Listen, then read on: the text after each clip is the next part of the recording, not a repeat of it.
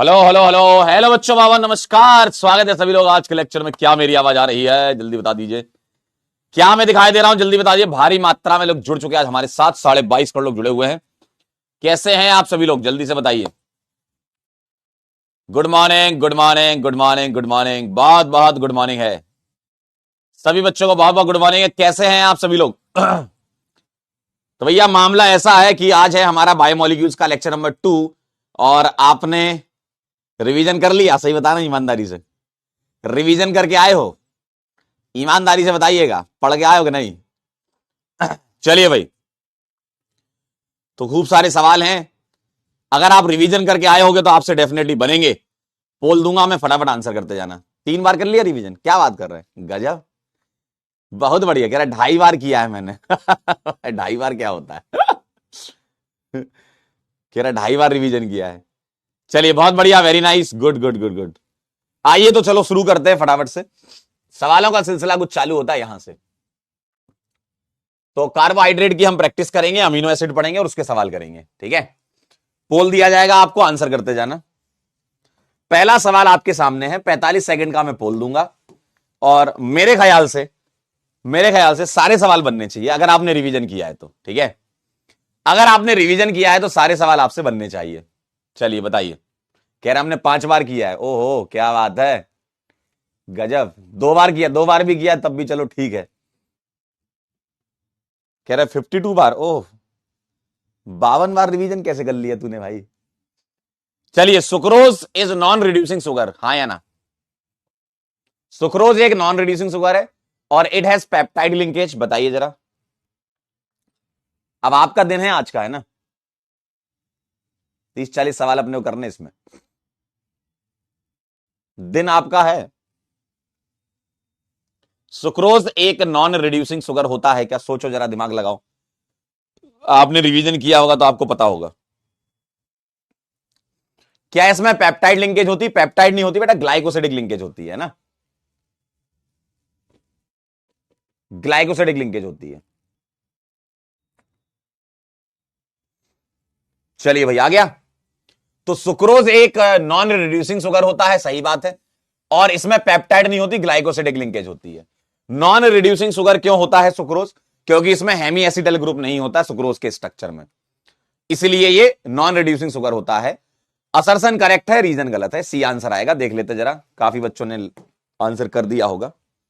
72% बच्चों का एकदम सही है, वेरी गुड।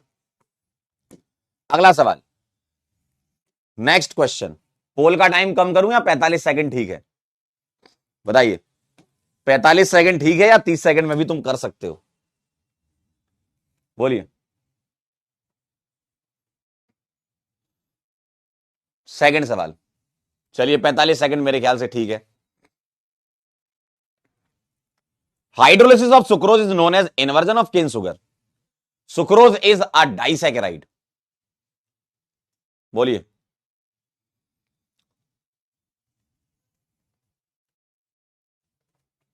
बताइए जरा क्या कहते हो?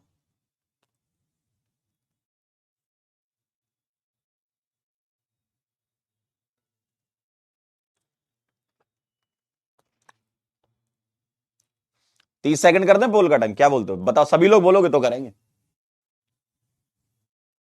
30 सेकंड या 45 सेकंड?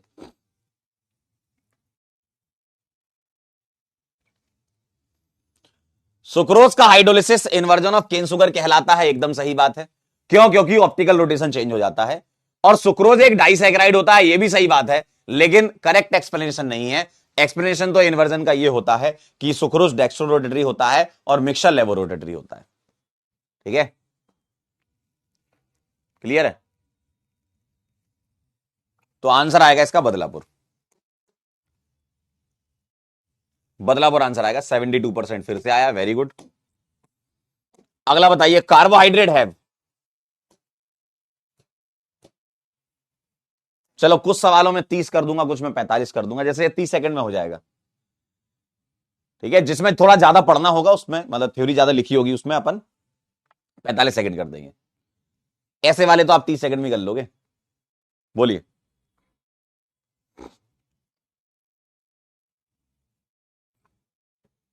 बताइए क्या कहती है जनता? कार्बोहाइड्रेट में क्या होता है? OH ग्रुप होता है, सही बात है। पॉलीहाइड्रोक्सी एल्डिहाइड कीटोन होता है, बिल्कुल सही है। पॉलीहाइड्रोक्सी एल्डिहाइड कीटोन तो OH ग्रुप भी होगा, CHO ग्रुप भी होगा और C डबल बॉन्डो भी हो सकता है। जैसे ग्लूकोज के एग्जांपल में CHOOH होता है, फ्रक्टोज में C डबल बॉन्डो OH होता है ना। तो सारे ही ग्रुप यहां हो सकते हैं, सारे ही ग्रुप यहां हो सकते हैं, तो डी आंसर आ जाएगा।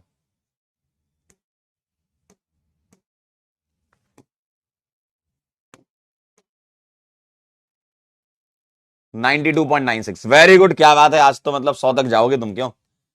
विच of the following pair form same ओसा जोन? सेम ओसा जोन वाला 30 सेकंड में हो जाएगा ये, ऑप्शन पढ़ते ही बताइए। सेम ओसा जोन। संध्या कह रही मेरा फेवरेट ऑप्शन है ऑल ऑफ दीज। चलिए, बहुत बढ़िया, बताइए।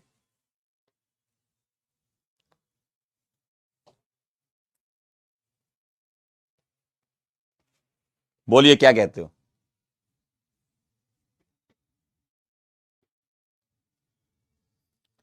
सेम ओसाजोन कौन बनाता है? ग्लूकोज, फ्रक्टोज और मनोज। ग्लूकोज, फ्रक्टोज और मनोज बनाता है, तो यहां ग्लूकोज और फ्रक्टोज आपको दिख रहा है, सेम ओसाजोन बनाता है, तो आगरा आंसर आ जाएगा आपका। सही है, सही ना, वेरी गुड। 86%, very nice. अगला सवाल, which of the following does not show mutarotation? बताओ, म्यूटा रोटेशन कौन शो करता है? रिड्यूसिंग शुगर शो करती है, ठीक है। म्यूटा रोटेशन कौन शो करता है? Reducing sugar.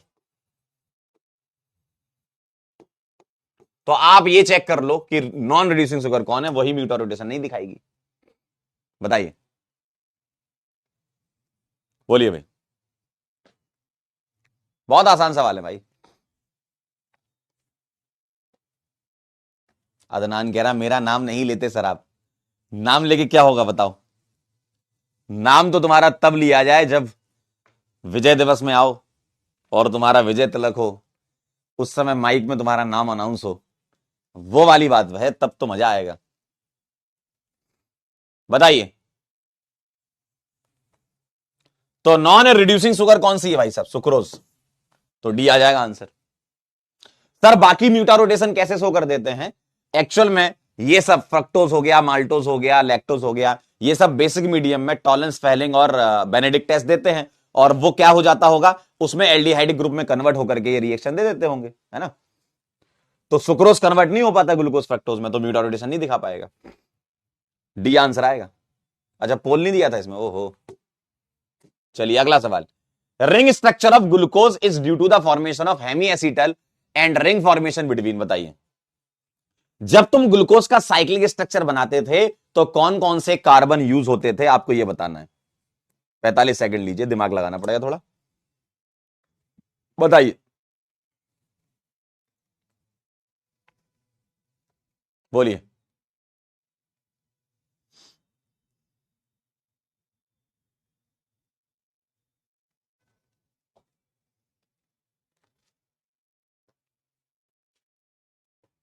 कौन कौन से कार्बन यूज होते थे? याद करो, साइक्लिक स्ट्रक्चर का जो बनता था ग्लूकोज का, तो कैसे बनता था? CHO, गौर से देखिए जरा, HOH, HOH, OHH और HOH, सही बात है। यहां प्लस माइनस, ये पहला कार्बन, ये दूसरा, ये तीसरा, ये चौथा, ये पांचवा और ये छठा। तो C1 और C5 पर रिएक्शन हुआ करती थी, तो ये O नेगेटिव यहां जुड़ता था, ये O नेगेटिव H ले लेता था। तो पहला वाला और पांचवा वाला कार्बन इन्वॉल्व होता है, पहला वाला और पांचवा वाला कार्बन इन्वॉल्व होता है रिंग फॉर्मेशन में, तो ए आंसर आएगा। फैल गई जनता इधर बहुत तेज, इसलिए कहते हैं चैट पर भरोसा मत किया करो। जनता ने जो पलटी खाई क्या बताएं। जनता ने बहुत तगड़ी पलटी खाई। क्यों? पलटना तो तुम्हारी फितरत में आ गया, क्यों भाई? चैट पे भरोसा करोगे तो पलटोगे। 38.60, देखो कितना आसान सवाल था। देखिए, C1 C5 पर रिएक्शन होती है, तभी तो साइक्लिक स्ट्रक्चर बनता है। अगला सवाल बताइए, 30 सेकंड में हो जाएगा ये तो। ग्लूकोज की रिएक्शन ब्रोमीन वाटर के साथ। बताइए।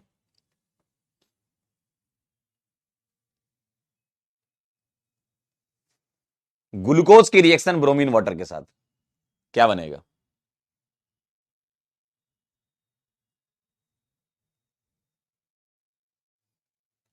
ब्रोमीन वाटर क्या करता है? सीएचओ को ऑक्सीडाइज कर देता है सीओएच में, है ना?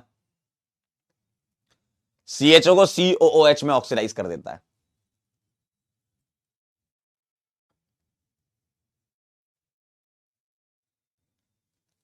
बोल दीजिए सर। तो ब्रोमीन वाटर क्या बनाता है? ग्लूकोनिक एसिड बनाता है, ग्लूकोज से, है ना? जो सीएचओ ग्रुप है वो कन्वर्ट हो जाता है सीओएच में, ग्लूकोनिक एसिड बनाता है। ये बी आंसर आएगा। 87.94, वेरी नाइस। अगला सवाल, glucose does not react with, किसके साथ रिएक्ट नहीं करता है? 30 सेकंड में ये भी हो जाएगा। बोलिए, ग्लूकोज किसके साथ रिएक्ट नहीं करता मालिक? बोल दो बोल दो बोल दो। आसान सवाल है यार, इसी टाइप के सवाल आते हैं पेपर में। हाँ भाई, कैसा लग रहा है जैसे जैसे एग्जाम के दिन पास आ रहे हैं? मजा आ रहा है कि नहीं? बोलो।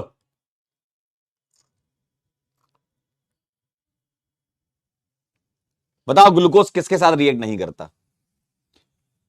ग्लूकोज फिनाइल हाइड्राजीन के साथ रिएक्शन करता है, ओसाजोन के टाइम पे यूज किया था आपने इसको।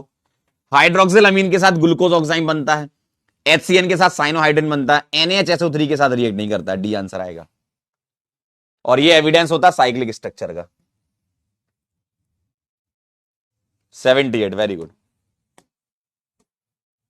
अगला, carbohydrate which can not hydrolyse further to simpler unit, है ना? क्या कहते हैं उसको? कह रहे डर का माहौल है।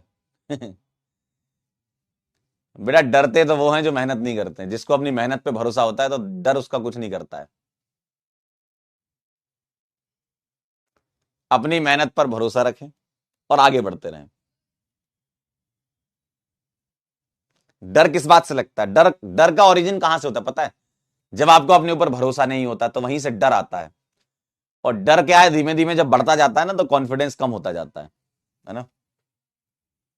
तो अपनी मेहनत पर भरोसा रखें, रिवीजन करते रहें लगातार।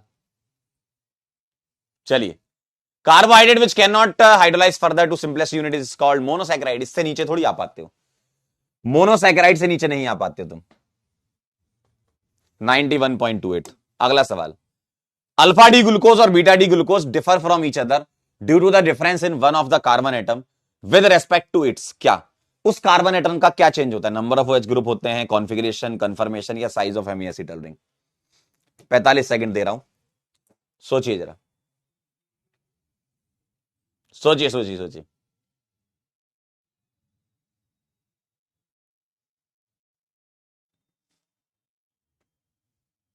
बताइए। हाँ बेटा, 4 बजे भी क्लास है। एक्चुअली क्या है, रिवीजन करवाऊंगा मैं आपको। क्लास 11th की ऑर्गेनिक का रिवीजन होगा 4 दिन, तो आपको थोड़ी सी तकलीफ होगी, है ना? क्योंकि जब पढ़ने के लिए बोला जाता है तो ऐसा होता ही है कि हमारा दिल गवाही नहीं देता ना कि पढ़ाई करें। तो 4 बजे भी आपको पढ़ाया जाएगा तो आपको थोड़ा दर्द होगा कि सर सुबह भी क्लास, शाम को। लेकिन वो आपके लिए बहुत अच्छी बात है कि हम 5 दिन के अंदर पूरी 11th का रिवीजन कर लेंगे।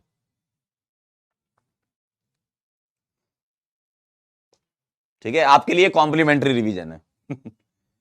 आपके लिए कॉम्प्लीमेंट्री रिवीजन है ये। जो 4 बजे से अपनी क्लास है ना, 4 PM से 5 दिन, 5 दिन या 4 दिन, मतलब जितने भी दिन है, 4 बजे से जो क्लास है, ये कॉम्प्लीमेंट्री रिवीजन है आपके लिए। सर ये कॉम्प्लीमेंट्री रिवीजन क्या होता है? मतलब आपकी इच्छा है करो, मतलब मेरे हिसाब से करना चाहिए, थोड़ा अच्छा ही हो जाएगा आपका। क्लास 11th सारे चैप्टर कराऊंगा, IUPAC, आइसोमेरिज्म, GOC, हाइड्रोकार्बन। ठीक है, और बाकी जब आपका सिलेबस खत्म हो जाएगा, पूरा पूरा सिलेबस, मतलब इनऑर्गेनिक का भी जब हो जाएगा, तो मार्च के महीने में हम फिर से रिवीजन करेंगे। तो कम से कम 2-3 बार रिवीजन हम कर लेंगे। ठीक है,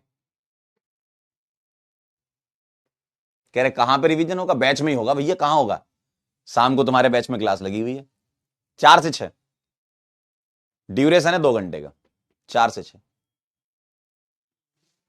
ठीक है, तो इसका आंसर कॉन्फ़िगरेशन आएगा, बी आंसर आएगा। कॉन्फ़िगरेशन चेंज होता है, देखो याद करो अल्फा और बीटा में क्या अंतर होता है। देखो अल्फा आपको ऐसा दिखता है, यहां H यहां OH, और बीटा आपको कैसा दिखता है, बीटा यहां OH और यहां H। देखिए तो C1 कार्बन के कॉन्फ़िगरेशन में ही तो चेंज आया है, तभी तो इनको एनोमर भी कहा जाता है। ठीक है, तो बी आंसर आएगा। 67% का सही है, वेरी गुड। अगला सवाल 30 सेकंड में हो जाएगा ये तो। बेटा थ्योरी प्लस क्वेश्चन दोनों करवाऊंगा, है ना, थ्योरी प्लस क्वेश्चन दोनों करवाऊंगा। थ्योरी का रिवीजन थोड़ा क्विक रिवीजन होगा, आप अपने नोट सामने रखना, मैं रिवाइज कराते जाऊंगा और अपन सवाल कर लेंगे। ठीक है,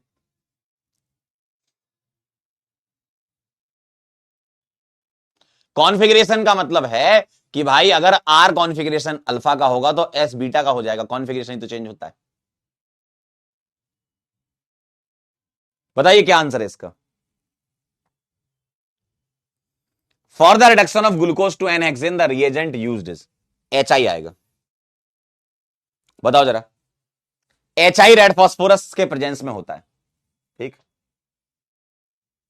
डी आंसर आएगा। 64.77।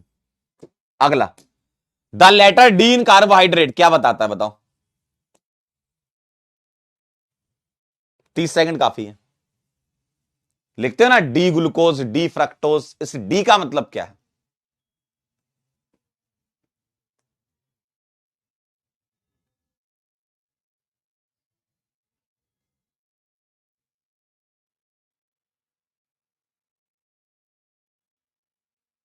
बोलिए भाई, चैप्टर नेम बता दो। अच्छा रिवाइज करके आओगे, ऐसा है क्या, चलो बता देते हैं। The letter D in carbohydrate signifies, अभी आपको पूरी डिटेल बताते, रुक जाओ, ये सवाल कर लो। The letter D in carbohydrate signifies क्या बताता है, कॉन्फ़िगरेशन बताता है। कैपिटल डी और कैपिटल एल क्या होते हैं, कॉन्फ़िगरेशन होते हैं। डेक्स्ट्रोरोटरी थोड़ी बताता है, सी आंसर आएगा। 64.67। ठीक है, जरा सुन लो एक बार और ध्यान सुन लो क्या होने वाला है। आज शाम से स्टार्ट होगा, आज शाम 4 बजे। ठीक है, बैच के अंदर ही होगा। ठीक है, क्लास 11th का ओसी रिवीजन, और आज मैं आपको IUPAC और आइसोमेरिज्म का रिवीजन करवाऊंगा। ठीक है, बेसिक थ्योरी आपको रिवाइज करवा दूंगा और आइसोमेरिज्म की बेसिक थ्योरी रिवाइज करा के सवाल कर लेंगे। ठीक है, मेन फोकस रहेगा क्वेश्चंस पर। अब आपका ये होगा कि सर बेसिक से कराओगे क्या, तो बेटा नॉर्मल लेक्चर में IUPAC में 5 से 6 लेक्चर लगते हैं नॉर्मल क्लास में, आइसोमेरिज्म में 10 लेक्चर के आसपास लगते हैं, 10 से 12 लेक्चर। तो 16 लेक्चर को 2 घंटे में तो हम नहीं करा पाएंगे, ईमानदारी वाली बात, बेसिक वाली जो तुम कह रहे हो, है ना। तुम्हारे लिए एक उपाय है, तुमको बेसिक से करना है, तुम्हें जाना है। अगर तुमको एकदम तुमने बिल्कुल नहीं पढ़ा, ठीक है, मक्कारी करिए पूरे साल भर, तो भी आपकी मदद कर देता हूं, बता देता हूं कहां से पढ़ सकते हो। यूट्यूब पे जाइए, कंपटीशन वाला चैनल पे जाइए।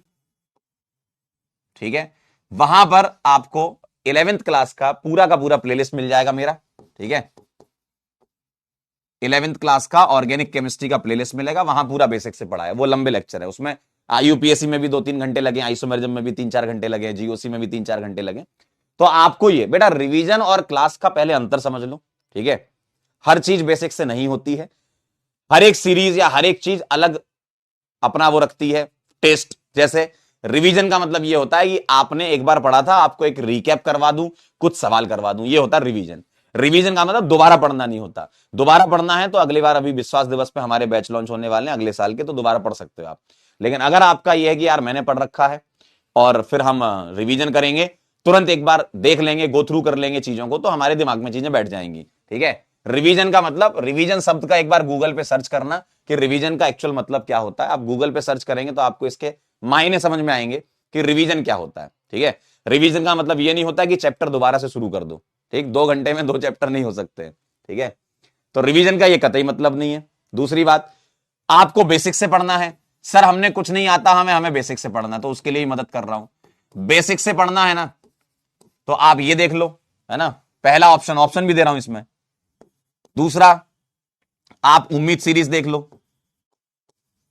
ठीक है, अगर आपको मेरे से पढ़ना है तो उम्मीद सीरीज मैंने एक बार करा रखी, वहां पूरा डिटेल में 9 घंटे में, 7 घंटे में, 6 घंटे में जीओसी ये सब करवा रखी है ना, सारे चैप्टर उसमें करवा रखे हैं। तो अगर आपको ये चाहिए तो ये देख लो। सर हमारे पास बहुत टाइम है, हमको और बेसिक से पढ़ना है, ये तो बेसिक से हो गया। सर हमको महा बेसिक से पढ़ना है,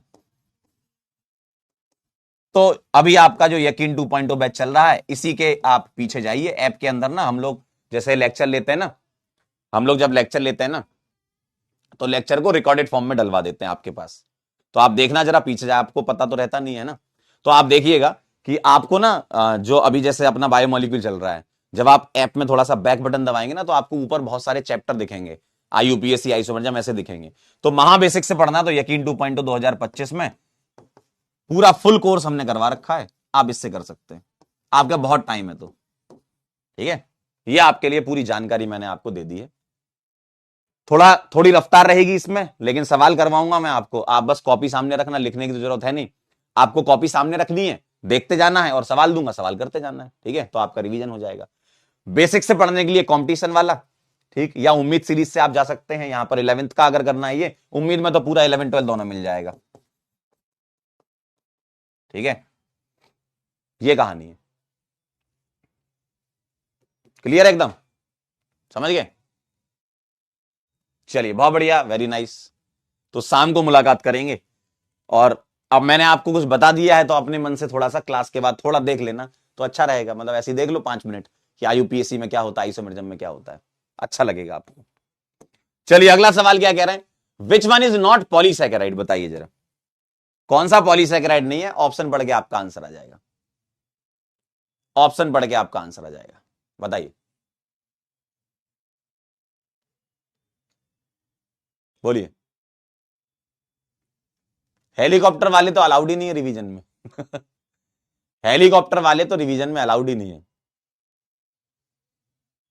मैंने बैच मैनेजर से पहले ही बोल दिया है, शाम की 4 बजे की क्लास में कोई अगर ये बोलेगा कि बेसिक से पढ़ाओ, तो उसको ब्लॉक ही कर देना।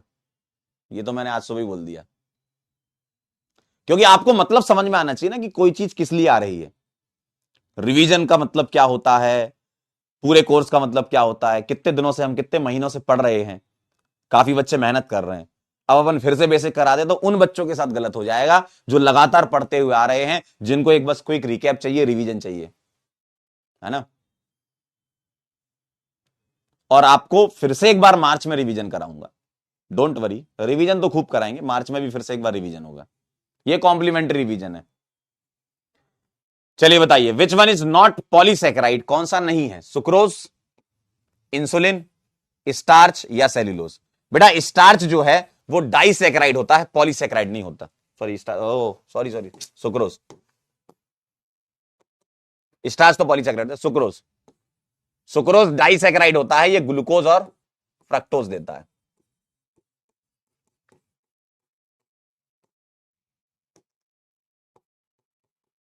ठीक है, तो ए आंसर लगा देंगे, सुक्रोज, बताइए, ए आंसर आएगा, वेरी गुड। अगला सवाल है, mixture of amylose and amylopectin किसके पार्ट है। ऑप्शन पढ़ के आंसर आ जाएंगे अगर आप रिवीजन करके आए हो तो। ठीक है, फटाफट से बता दीजिए, अमाइलोज और अमाइलोपेक्टिन किसके हिस्से होते हैं। मैंने आपको कुछ ऐसा बताया था कि अमाइलोज लीनियर पॉलीमर होता है, अमाइलोपेक्टिन कुछ ब्रांच हो जाती, कुछ याद है, C1C4 ग्लाइकोसिडिक लिंकेज अमाइलोज में होती है, और C1C4 glycosidic linkage plus C1C6 glycosidic linkage, जिसको बोलते हैं ब्रांच एट C6, वो अमाइलोपेक्टिन में होती है ना। तो ये किसके हिस्से होते हैं बताइए। बहुत सारा स्टार्च का कंपोनेंट अमाइलोपेक्टिन के फॉर्म में रहता है, जैसे 80 से 85%, और 15 से 20% होता है अमाइलोज के फॉर्म में। याद आ रहा है कुछ, याद आ रहा है, स्टार्च याद आ रहा है जी सर, बदलापुर आपका आंसर आ जाएगा, ओए होए गजब, आइए 83.33 अगला सवाल। एलोस आपको एक ऐसी बना के दे दिया स्ट्रक्चर कि एलोस है, ये बता दिया एलोस है। अब आप बताओ क्या है ये। 45 सेकंड लोगे या 30 सेकंड? 30 सेकंड में हो जाएगा मेरे ख्याल से। बताइए जरा क्या कहते हो।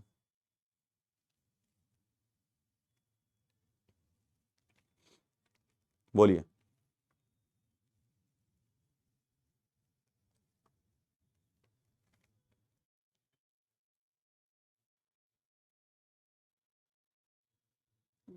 क्या कहते हो? अच्छा, पिछले वाले में सेकंड ऑप्शन इंसुलिन था क्या? ऑप्शन काट के चेंज कर लेंगे।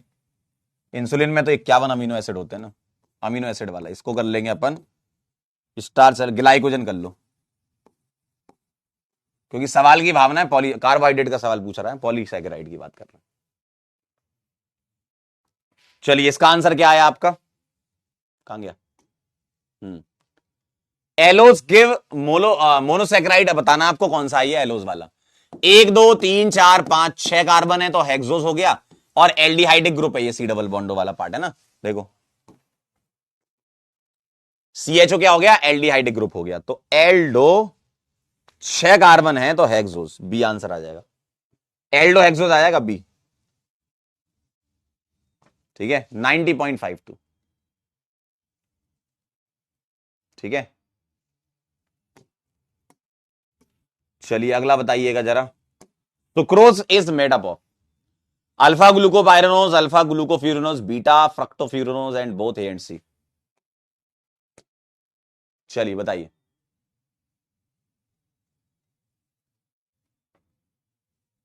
बोलिए।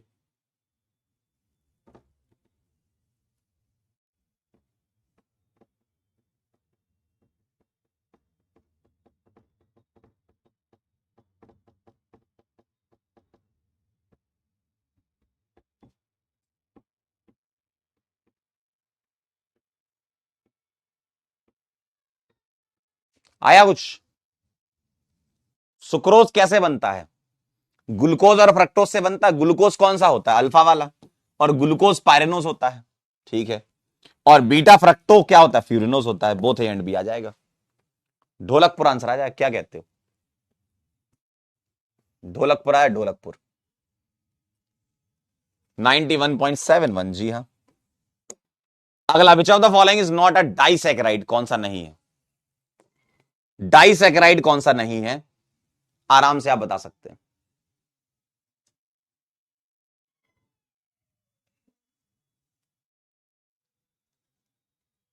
बोलिए।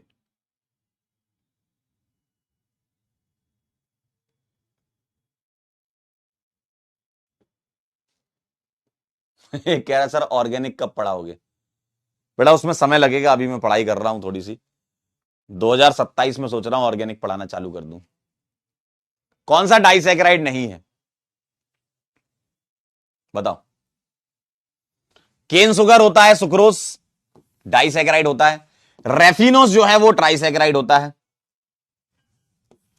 लैक्टोज माल्टोज ये डाइसैकेराइड। रेफिनोस बोल दूं मैं? बी सही है। बी आंसर है, बी। क्यों लगाया होगा आपने? 82। अच्छा, रेफिनोस का अगर हाइड्रोलिसिस कराते हो तो ग्लूकोज फ्रक्टोज और गैलेक्टोज तीनों मिलते हैं। ट्राइसैकेराइड है ना ये। Lactose on hydrolysis produces a mixture of. Lactose क्या देता है हाइड्रोलिसिस पर? बताइए।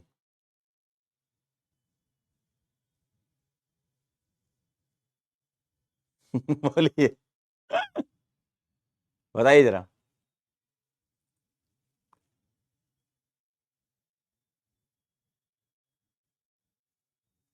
बोलिए जरा।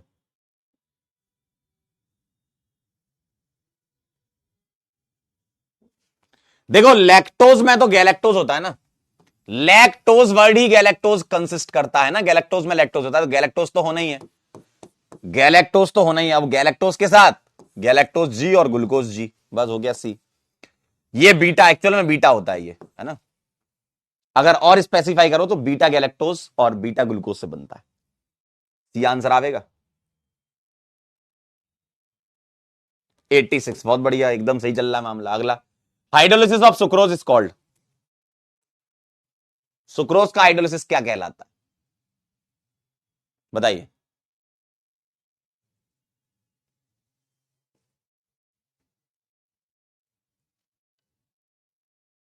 बोलिए।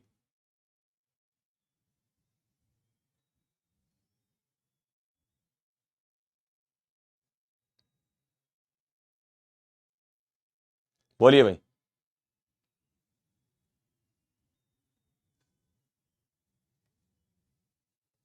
एक बच्चा कह रहा है कि सर टेस्ट में हीटिंग इफेक्ट के सवाल देखने को मिल रहे हैं। वैसे देखो यूजुअली आते नहीं है, मैं एक काम कर दूंगा उसके लिए भी।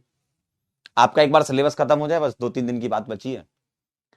सिलेबस खत्म होने के बाद मैं कुछ शॉर्ट वीडियोस डाल दूंगा, जैसे आधे घंटे का एक वीडियो बना दूंगा हीटिंग इफेक्ट पर, वो देख लेना। कुछ रिएक्शन आपके दिमाग में कुड़बुड़ कुड़बुड़ करती है कि सर ये बता दो, टेस्ट में दिखती है, नीट के लिए उतनी इंपॉर्टेंट नहीं है, तो छोटे छोटे 3-4-5 वीडियो आपको बना दूंगा, जो एडिशनल चीजें आपको इधर उधर दिखाई देती हैं। नीट में नहीं दिखेंगी, लेकिन आपको इधर उधर दिखती है तो आपको तकलीफ होती है। तो मैं आपको आधे आधे घंटे के ऐसे वीडियो दे दूंगा। आपकी इच्छा है, आपको देखना है आप देखिएगा, नहीं देखना मत देखिएगा, उतना इंपॉर्टेंट नहीं होता है वो, ठीक है। अगर उतना इंपॉर्टेंट होता तो मैं क्लास में करा चुका होता, लेकिन हो सकता है आप किताबों में देखो, क्योंकि देखो टेस्ट भी जब बनता है तो अलग अलग बुक से क्वेश्चन उठा के ही बनता है। तो हो जाता है ऐसा कि चलो हीटिंग इफेक्ट का सवाल दिख गया आपको, तो मैं आपको अलग से वो करवा दूंगा, ठीक है। नहीं भी देखोगे तो भी दिक्कत नहीं है, देख लोगे तो भी दिक्कत नहीं है, ठीक है। आधे आधे घंटे के 4-5 दिन लगेंगे, मतलब 4-5 वीडियो मैं खुद ही रिकॉर्ड कर दूंगा आपके लिए, देख लेना उसको, ठीक है। क्लियर है। हाँ हाँ बेटा, फिजिकल प्रॉपर्टी भी हो जाएगी आपकी, कोई बहुत बड़ी थोड़ी है फिजिकल प्रॉपर्टी। चलिए, हाइड्रोलिसिस ऑफ सुक्रोज, बताइए जरा। हाइड्रोलिसिस ऑफ सुक्रोज के बारे में बात करते हैं, आइए क्या कहते हो, क्या कहते हैं इसको, इन्वर्जन ऑफ केन शुगर कहते हैं, सी आंसर आ जाएगा, इन्वर्जन ऑफ केन शुगर कहते हैं। 88.09। अगला, to convert glucose to saccharic acid कौन सा रिएजेंट यूज करते हो, ग्लूकोज से सैकरिक एसिड के लिए कौन सा रिएजेंट यूज करते हो। प्रैक्टिकल सब हो जाएगा, 2-4 दिन के अंदर सब खत्म। Practical, organic chemistry, qualitative analysis, ये सब। सॉल्ट एनालिसिस बेटा ऑर्गेनिक में नहीं आता, इनऑर्गेनिक में आता है, मोहित सर आपको करवाएंगे वो।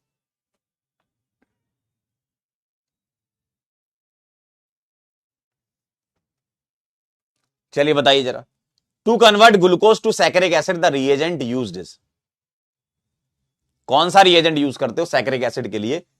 नाइट्रिक एसिड, ये क्या करता है, सीएचओ को भी ऑक्सीडाइज कर देता है और CH2OH को भी ऑक्सीडाइज कर देता है, ये दोनों को ही ऑक्सीडाइज कर देता है, सी आंसर आ जाएगा, है ना।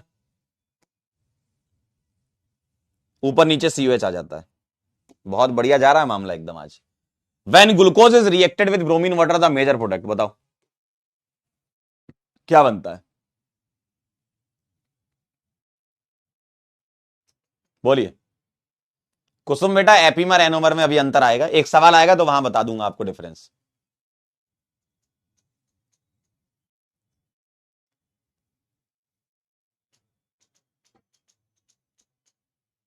बताइए क्या लग रहा है,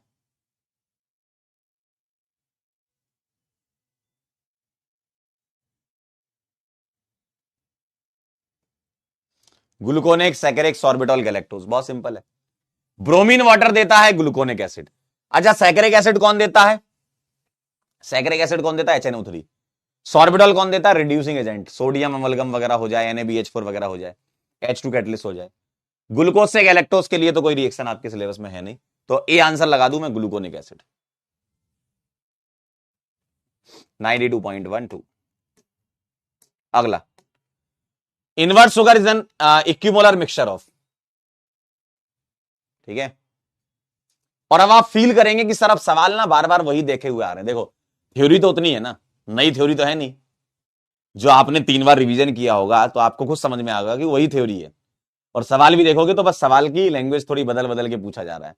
इनवर्ट शुगर यानी कि सुक्रोज, सुक्रोज किसका एग्जाम्पल, मतलब क्या सुक्रोज से क्या बनता है, डी ग्लूकोज और डी फ्रक्टोज बनता है ना।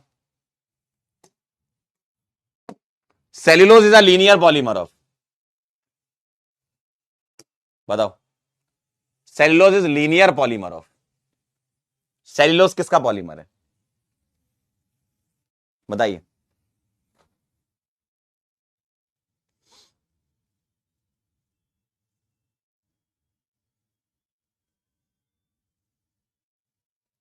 क्या कहते हो जी, बोलिए क्या कहते हो जी।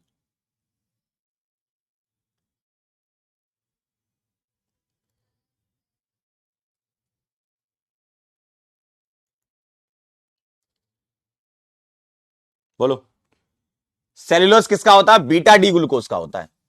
अल्फा का तो होता है स्टार्च, सेल्यूलोज बीटा का होता है, बी आएगा आंसर। 74.76, very good. अगला, which is correct about sucrose, it is non reducing non sugar, it is reducing non sugar, it is non reducing sugar, it is reducing sugar. 30 second में 4 option पढ़ेंगे तो answer आ जाएगा।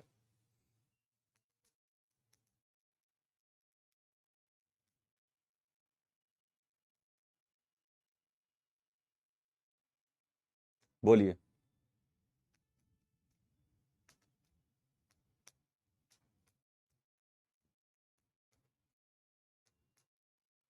क्या कहते हो, sucrose क्या है।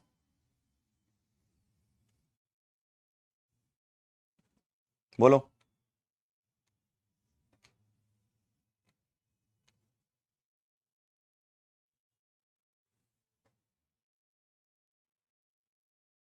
बताइए हो, आ गया, नॉन रिड्यूसिंग शुगर है ये, सी आंसर है। 88.22। अगला, ग्लूकोज एंड मनोजार, आइए जरा कुसुम जी ध्यान से देखिए, आपने पूछा था एपीमर एनोमर में अंतर। बेटा ग्लूकोज क्या है, देखिए ग्लूकोज ऐसा है, देखिए जरा,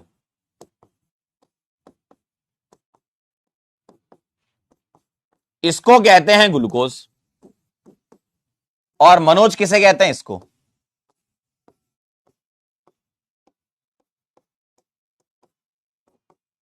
ये है भैया मनोज, देखो। अब मुझे एक बात बताओ, ये ग्लूकोज है मनोज है, ठीक है। अब मुझे एक बात बताना जरा, क्या ये दो अलग अलग कंपाउंड हैं। बिल्कुल सही बात है, ये ग्लूकोज है ये मनोज है।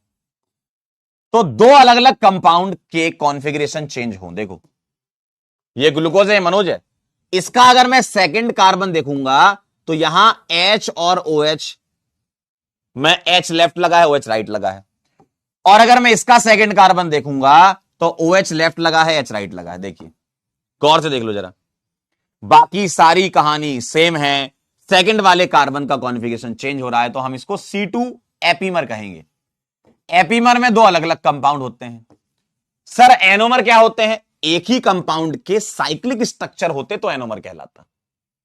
एक ही, जैसे ग्लूकोज का मैं इसका साइक्लिक बना दूं तो इसके दो फॉर्म, एक अल्फा फॉर्म एक बीटा फॉर्म, वो एनोमर कहलाएंगे, ठीक है। तो ये क्या कहलाएंगे, एपीमर कहलाएंगे। अंतर समझ में आया। दो अलग अलग कंपाउंड, सुनिएगा ध्यान से, दो अलग अलग कंपाउंड, दो अलग अलग कंपाउंड में अगर किसी एक कार्बन का कॉन्फ़िगरेशन चेंज होता है तो एपीमर। क्लियर है सबको। दो अलग अलग कंपाउंड में, दो अलग अलग कंपाउंड में अगर किसी भी एक कार्बन का कॉन्फ़िगरेशन चेंज हो गया तो एपीमर कहलाता है। जैसे ग्लूकोज और गैलेक्टोज C4 एपीमर होते हैं। ये ग्लूकोज है, गैलेक्टोज में यहां पर OH और यहां H आ जाता है, तो ग्लूकोज गैलेक्टोज C4 एपीमर। दो अलग अलग कंपाउंड, और एक ही कंपाउंड होगा, उसके अंदर साइक्लिक स्ट्रक्चर बनाओगे, उसमें कॉन्फ़िगरेशन का चेंज आएगा तो वो एनोमर कहलाएगा। समझे, समझे। तो सी आंसर आएगा इसका। लैक्टोज इज मेड ऑफ, बताओ लैक्टोज इज मेड ऑफ, बोलिए।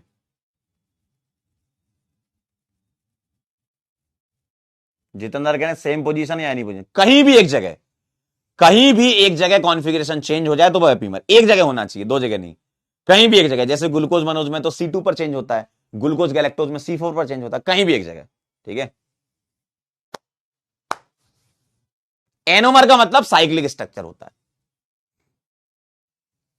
बताइए, lactose is made of beta D galactose और बीटा डी ग्लूकोज, सही है। लैक्टोज में गैलेक्टोज होता है। कौन सा डाइसैकेराइड है? विच of the following is disaccharide? पढ़ो जरा। ग्लूकोज, फ्रक्टोज, सुक्रोज, स्टार्च, बताइए। ग्लूकोज, फ्रक्टोज, सुक्रोज और स्टार्च। डाइसैकेराइड क्या है? सुक्रोज है। सुक्रोज के हाइड्रोलिसिस से ग्लूकोज फ्रक्टोज बनता है। ठीक है, ठीक है। अगला बताएं। नंबर ऑफ एसिमेट्रिक कार्बन यानी कि कायरल कार्बन होता है ना, फ्रक्टोज में क्या है? फ्रक्टोज लिखा है तो आपको ओपन चेन मान के चलना है। ठीक है, फ्रक्टोज लिखा है तो आपको ओपन चेन मान के चलना है। अगर साइक्लिक में पूछे तो वो लिख देंगे कि साइक्लिक स्ट्रक्चर ऑफ फ्रक्टोज। बताइए कितने कायरल कार्बन है? आप लोगों ने कल स्ट्रक्चर देखा था और रिवीजन भी आपने बोला है कि हमने 3 बार किया है। तो 1, 2 और 3 कायरल कार्बन। बी आंसर लगा दूं मैं? 3 कायरल कार्बन आ रहे हैं।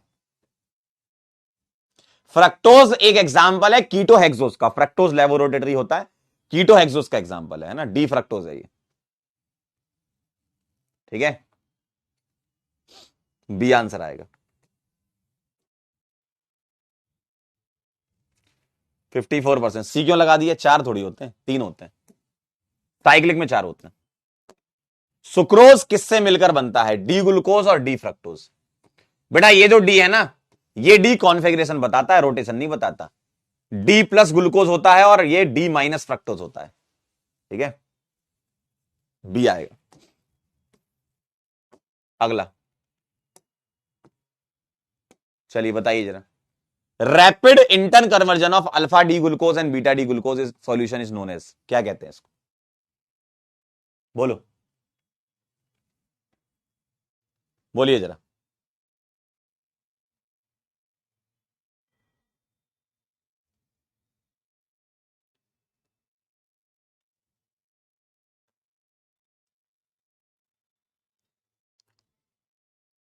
बताइए क्या लगाओगे? रेसिमाइजेशन, एसिमेट्रिक इंडक्शन, ये तो ऑप्शन बनाने के लिए बना दिया। फ्लेक्सियोनल आइसोमेरिज्म, वैसे सिलेबस में नहीं है। फ्लेक्सियोनल में क्या होता है? बहुत सारी रिंग होती हैं और बिना रिंग के आइसोमेरिज्म शो कर, मतलब बिना कायरल के आइसोमेरिज्म शो करता है। तो आपको तो ऑप्शन चारों पढ़ना है, उससे आइडिया लगाना क्या है। म्यूटा रोटेशन बोलेंगे डी।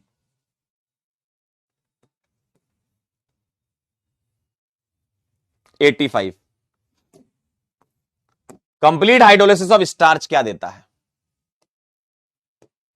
स्टार्च के कंप्लीट हाइड्रोलिसिस से क्या मिलता है? बताइए।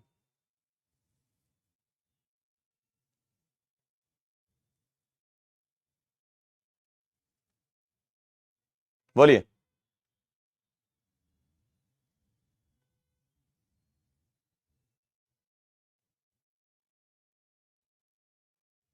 कह रहे आप कंप्लीट ऑर्गेनिक के सवाल देने को? बिल्कुल बेटा, अभी थोड़ा सा आपका सिलेबस खत्म हो जाने दो, मतलब जैसे मेरी क्लास खत्म हो जाएगी तो मुझे टाइम मिल जाएगा थोड़ा, और जब मुझे टाइम मिलेगा तो मैं आपके लिए शीटें बनाऊंगा, फिर ये सारी प्रैक्टिस शीट वगैरह। तो मेरे ख्याल से 10-11 तारीख के बाद से प्रैक्टिस शीट बनाना चालू करेंगे। ठीक है, आप प्रैक्टिस करते जाना। कंप्लीट हाइड्रोलिसिस ऑफ स्टार्च क्या देता है? बताइए। कंप्लीट हाइड्रोलिसिस ऑफ स्टार्च क्या देता है? ग्लूकोज देता है। सही है बेटा, सही चीज सही समय पे मिलनी चाहिए, तब तो मजा होता है, पता है। तब तुम उस चीज की कदर भी करते हो और तब तुम उस चीज से ज्यादा आउटपुट निकाल सकते हो, है ना। ग्लूकोज आएगा, ग्लूकोज आएगा स्टार्च से, नहीं है? क्या बात कर रहे हो? अरे सुक्रोज थोड़ी है चाचा। कह रहे भाई साहब, स्टार्च है ये, सुक्रोज नहीं है। अरे यार, देखो बेटा, स्टार्च की स्पेलिंग ऐसी होती है, STARCH। सुक्रोज होता है SU से चालू होता है, एस उसके बाद यू आता है, CROS, ये सुक्रोज होता है, ये स्टार्च है। स्पेलिंग देखिए जरा। ए आंसर आएगा, ग्लूकोज ओनली। अगला, ग्लूकोज और फ्रक्टोज को किस कैटेगरी में रखना चाहते हैं आप, बताइए, बोलिए।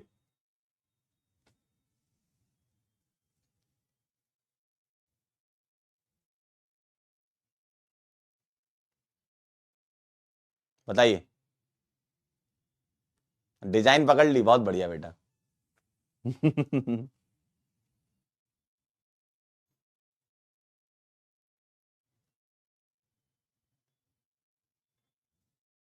बोलिए जरा फटाफट से।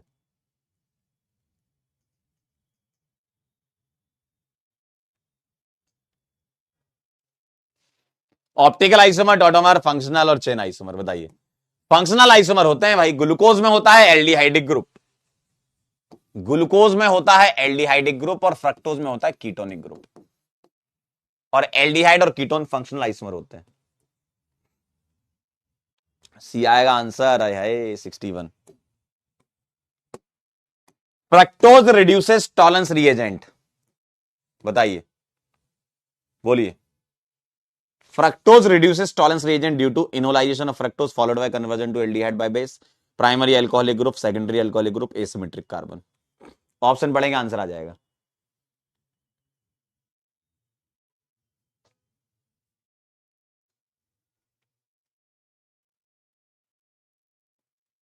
बोलिए।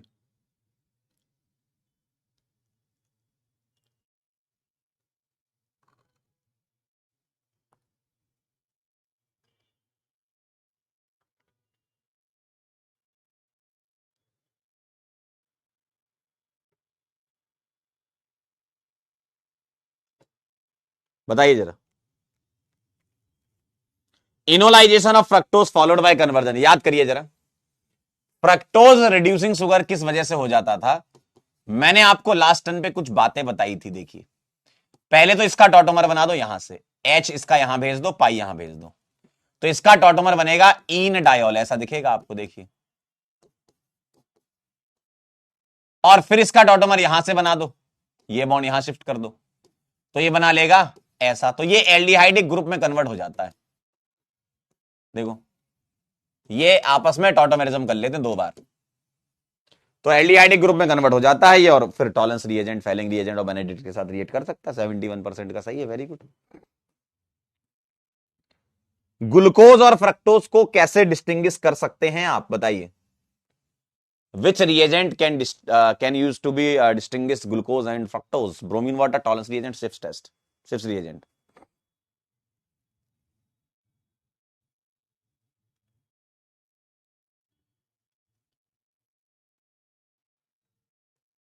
बताइए।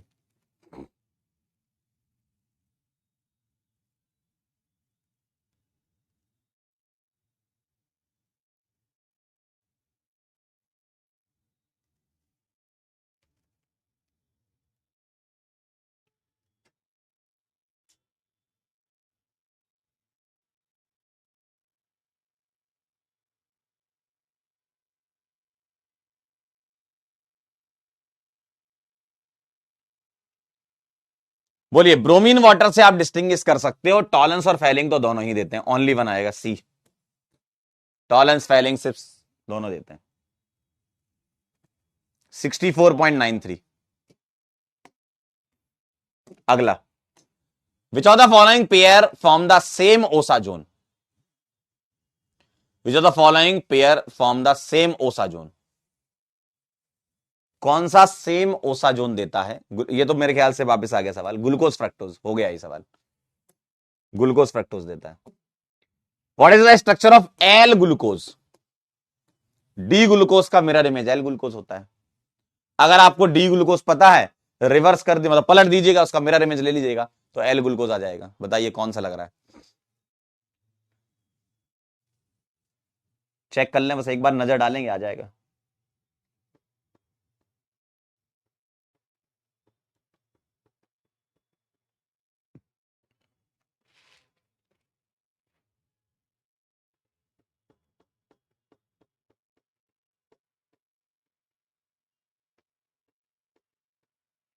बोलिए क्या लग रहा है।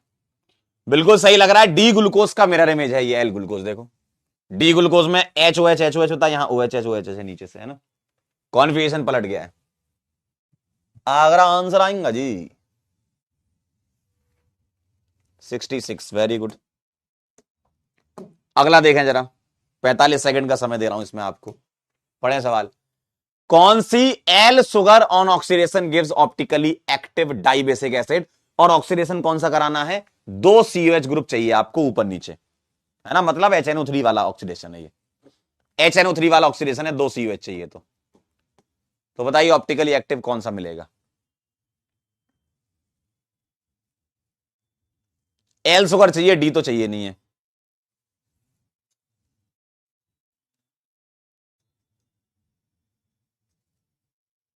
बताइए, एल सुगर चाहिए, एल सुगर। पहली बात तो ये कि भाई साहब ये OH लेफ्ट साइड है लास्ट कायरल पे, तो एल सुगर कहलाएगी। ये OH राइट साइड है तो डी सुगर कहलाएगी, ये नहीं होगा, एल चाहिए। ये OH राइट साइड है तो डी सुगर कहलाएगी, ये नहीं होगा। ये OH लेफ्ट साइड है तो एल सुगर कहलाएगी। अब डी और ए में से मुझे बता दो कौन सा लगाऊं। बताइए, मुझे क्या करना है, ऊपर इसकी जगह COH ले आऊंगा और इसकी जगह COH ले आऊंगा। तो क्या यहां कोई प्लेन ऑफ सिमेट्री आ रही है, नहीं आ रही है। भाई अगर तुम सोचो ये प्लेन ऑफ सिमेट्री है तो HOH और OHH अलग अलग हैं, तो ये प्लेन ऑफ सिमेट्री नहीं है। तो यहां प्लेन ऑफ सिमेट्री नहीं है। इधर देखो जरा, अगर मैं इसकी जगह COH कर दूं ऑक्सीडाइज करवा करके, और इसकी जगह COH कर दूं ऑक्सीडाइज करवा करके, तो गौर से देखो ये प्लेन ऑफ सिमेट्री आ जाएगी। देखिए, इसको पॉस बोल दोगे क्योंकि ये दोनों सेम है। तो डी में प्लेन ऑफ सिमेट्री, तो ऑप्टिकली इनएक्टिव आएगा। आपसे एक्टिव पूछा, ये आंसर आएगा। ऑप्टिकली एक्टिव पूछा आपसे, ये आंसर आएगा आपका। 27% का आया है। जनता अलग अलग भागों में बटी हुई, 27, 28, 29 और 14। जनता अलग अलग भागों में बटी हुई थी। देखिए जरा गौर से देखिए, आपको चाहिए था एल सुगर, तो एल ये है, एल ये है, तो ए और डी में से आंसर आएगा, बी और सी तो होगा नहीं, है ना। और आपको ये चाहिए कि 2 COH ग्रुप चाहिए ऑक्सीडेशन पर, तो ऊपर नीचे COH लगा लिया। अब मैंने चेक करा क्या ये ऑप्टिकली एक्टिव है, कैसे चेक करोगे, प्लेन ऑफ सिमेट्री से चेक करोगे। तो इसमें प्लेन ऑफ सिमेट्री नहीं है, इसमें प्लेन ऑफ सिमेट्री है। सही बात है, ठीक है, समझे। हम्म, क्या आप मेरी बात को समझ पाए, पलट गई जनता रे। चलिए अगला, next. The term anomer of glucose refer to, बताइए एनोमर। 45 सेकंड का समय है, पढ़िए चारों option. Isomer of glucose that differ in configuration at carbon 1 and 4, a mixture of D and L glucose, enantiomer of glucose, isomer of glucose that differ in configuration at carbon number 1। पढ़ेंगे तो आ जाएगा answer.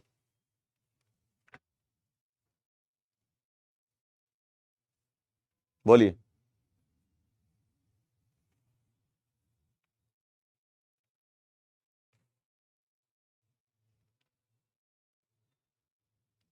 बोलिए क्या कह रहे हो।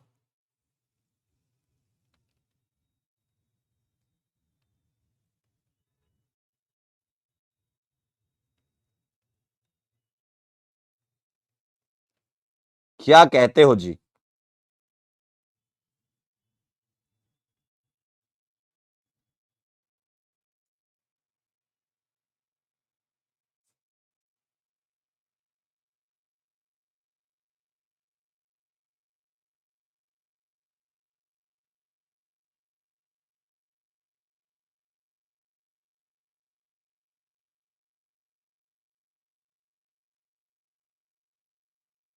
हुआ कुछ।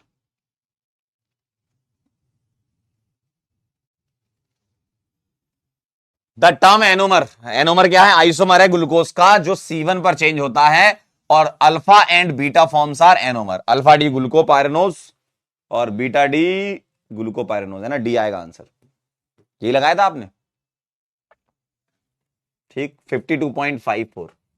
ए क्यों लगा दिया, अरे पगलों, C1 C4 कहां से आ गया एनोमर में। एनोमर में C1 C4 कहां से, एनोमर तो C1 होता है। अगला, the given osazone can be obtain bye, किससे मिल सकता है ये ओसाजोन बताइए। ग्लूकोज और मनोज दोनों ही सेम ओसाजोन देते हैं, ठीक है, ग्लूकोज मनोज सेम ओसाजोन देते हैं। अगला बताइए जरा, 45 सेकंड का आपको समय दे रहा हूं। ऐसा कोई स्ट्रक्चर बना के दे दिया, अब आपसे पूछा है कि भैया एनोमर बताओ, बताओ इसका एनोमर क्या होगा। आपको एक स्ट्रक्चर बना के दिया, इसका एनोमर क्या होगा, बोलिए।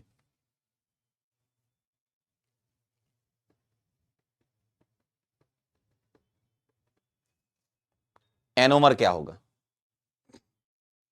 एनोमर का मतलब है कि एक ही साइक्लिक स्ट्रक्चर के दो फॉर्म होने चाहिए और किसी भी एक जगह पर चेंज चाहिए, किसी भी एक जगह पर चेंज चाहिए। तो ध्यान से देखिए, पहला वाला कार्बन जो है ये 1 है, दूसरा वाला ये हो गया, तीसरा ये हो गया, चौथा ये हो गया, पांचवा ये, ऐसी कुछ स्ट्रक्चर है।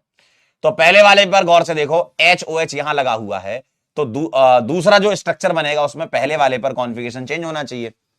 या आप यहां पर गौर से देखें, आप यहां पर गौर से देखें, यहां पहले वाले पे तो चाहिए नहीं है, साइक्लिक स्ट्रक्चर में एक कार्बन पर कॉन्फ़िगरेशन चेंज चाहिए, तो ऑक्सीजन से जुड़ा हुआ कार्बन होना चाहिए वो।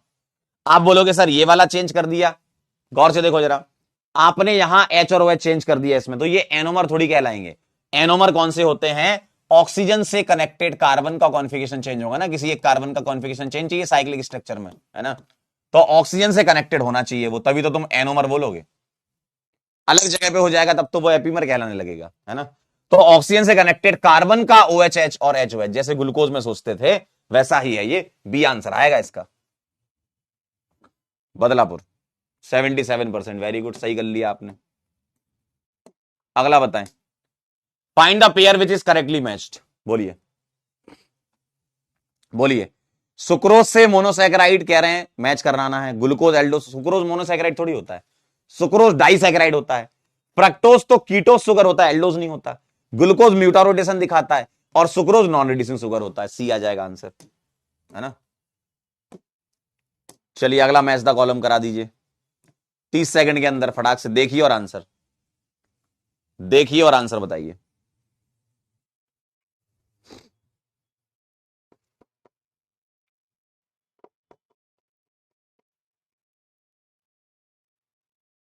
समझ गए खेल कार्बोहाइड्रेट का?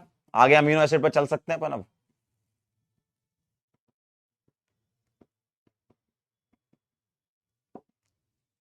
कार्बोहाइड्रेट में खेल समझ गए, जो आपकी थ्योरी थी अगर आपने उसको अच्छे से रिवाइज कर लिया, 40-50 सवाल आज कर लिए, 10-20 कल कर लिए थे, तो हो गया काम। इतने में तो यार दिमाग होना चाहिए, इतने में तो समझ में आ जाना चाहिए। सुक्रोज ग्लूकोज फ्रक्टोज देता है, 2 आएगा आंसर इसका। लैक्टोज में गैलेक्टोज होता है, लैक्टोज में गैलेक्टोज होता है, तो थर्ड आ जाएगा आंसर। डाइसैकेराइड होता है तो 2 होंगे। माल्टोज होगा आपका, ग्लूकोज की 2 यूनिट, 4 आ जाएगा। रेफिनोज जो होता है ग्लूकोज फ्रक्टोज 1 आ जाएगा, ठीक है। 2 3 4 1, 2 3 4 1, सी आ जाएगा आंसर। बाकी तीनों आ जाएंगे तो चौथा रेफिनोज तो सोच ही लोगे, ठीक है, सी आंसर आ जाएगा। क्लियर है? 82.17% जनता का सही आया। एक और करा लीजिए सवाल, 1 2 3 और बचे मेरे ख्याल से, 1 2 3 बस, 2 3 सवाल और बचे, निपटा दो इसको तुरंत, 30 सेकंड में कर लोगे ये। चलिए, sucrose cellulose starch lactose,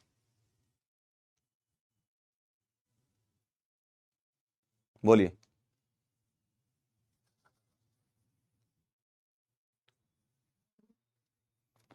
sucrose से क्या बनता है, सेल्यूलोज से क्या बनता है, स्टार्च से क्या बनता है हाइड्रोलिसिस पर, और लैक्टोज से क्या बनता है?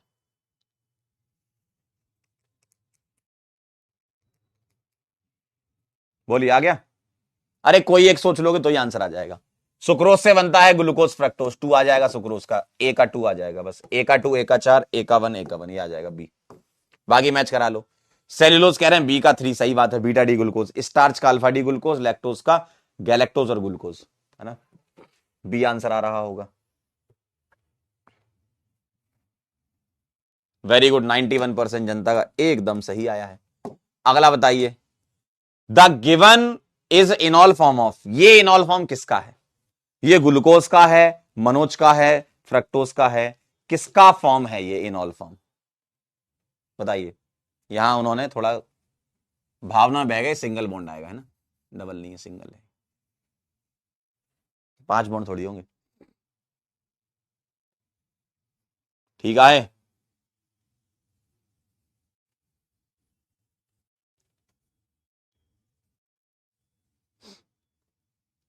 किसका इनॉल फॉर्म लग रहा है ये, सोच लीजिए, सोच लीजिए। और आप देखिए कार्बोहाइड्रेट कितना आसान पार्ट था, आपने रिवीजन किया होगा तो बहुत आसानी से आपने सवाल बना लिए होंगे। और उतना ही आसान अमीनो एसिड वाला पार्ट भी होता है, ठीक है, छोटा छोटा पार्ट रहता है।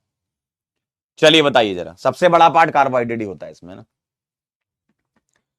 बोलिए क्या है ये, ग्लूकोज, मनोज और फ्रक्टोज तीनों का ही, इन डायोल तो तीनों का ही फॉर्म होता है ना। डी आंसर आएगा। 50% जनता का आया, वेरी गुड। फ्रक्टोज देता है फेहलिंग टेस्ट, कैसे, किस वजह से देता है,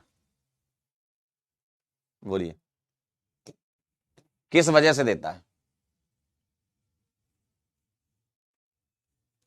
ABCD पढ़ेंगे आंसर आ जाएगा, पढ़ेंगे आंसर आ जाएगा। बोलिए, चार ऑप्शन पढ़ देंगे आंसर आ जाएगा।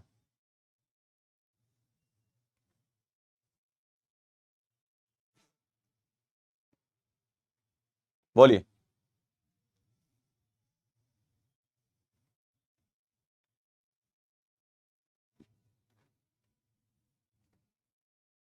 फ्रक्टोज कीटोनिक ग्रुप को कन्वर्ट करता है एल्डिहाइडिक ग्रुप में, इनोलाइजेशन इन डायोल बनाकर, है ना, इन डायोल बनाकर करता है ये।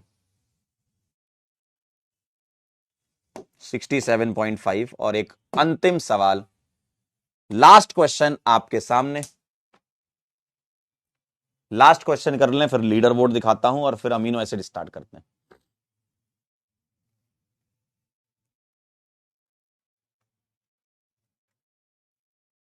बोलिए भैया, बीटा डी फ्रक्टोज का स्ट्रक्चर कौन सा है, बोलो बीटा डी का। देखो आपकी कॉपी में होगा, रिवीजन किया आपने। ये तो नहीं आता है यार, यहां पर OH और CH2H आता है, और OH ऊपर आता है ना, ये भी नहीं आएगा। OH ऊपर आएगा भाई, OH ऊपर आएगा और CH2H नीचे, ये बीटा है ना। हाँ, फिर OHH OHH सही है एकदम, बी आंसर। क्यों, क्योंकि ये इससे बनता है ना, देखो ऐसा था ये,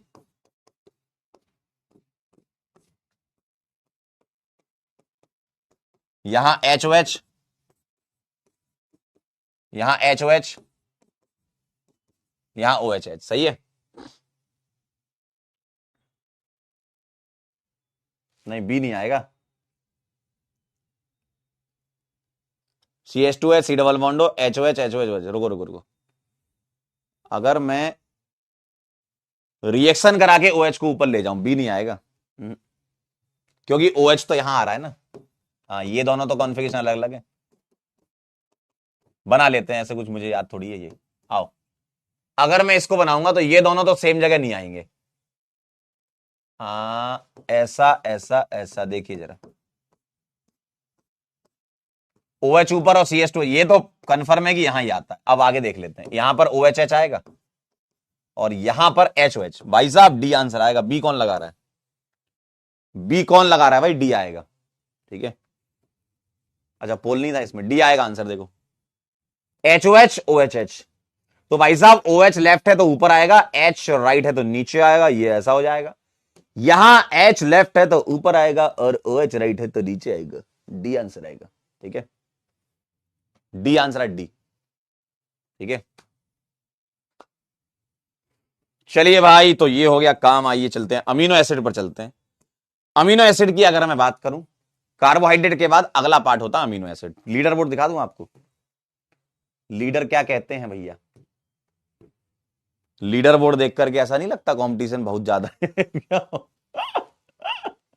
क्यों भाई, लीडर बोर्ड देख के ऐसा नहीं लगता कंपटीशन कुछ ज्यादा ही है? सगनिक, योगेश, मेघा, पीताबाश, प्रियंका, लियो, विद्युत, विनीत, हेमंत, मोहम्मद, और ऐसे और भी होंगे नीचे मेरे ख्याल से। चलिए बहुत बढ़िया, आइए अमीनो एसिड पे चलते हैं। जहां जहां आपने स्ली मिस्टेक की, वहां वहां आप थोड़ा सा सतर्क रहें, ऐसा नहीं था कि आपको नहीं पता था। थ्योरेटिकल चैप्टर का एक अपना इंपॉर्टेंस होता है, आपको पता सब रहता, बस रिकॉल नहीं हो पाता। तो रिवीजन करेंगे तो आपको रिकॉल होना चालू हो जाएगा। ठीक है, और वही है जो कॉपी में है, वही सवाल होते हैं। ठीक, अमीनो एसिड समझिए जरा क्या होता है। ठीक है, अमीनो एसिड की अगर मैं बात करूं, अमीनो एसिड की बात करूं तो अमीनो एसिड को अलग अलग टाइप से क्लासिफाई किया जाता है। जैसे अगर मैं आपसे बोलूं कि बेस्ड ऑन, क्लासिफिकेशन बता रहा हूं, बेस्ड ऑन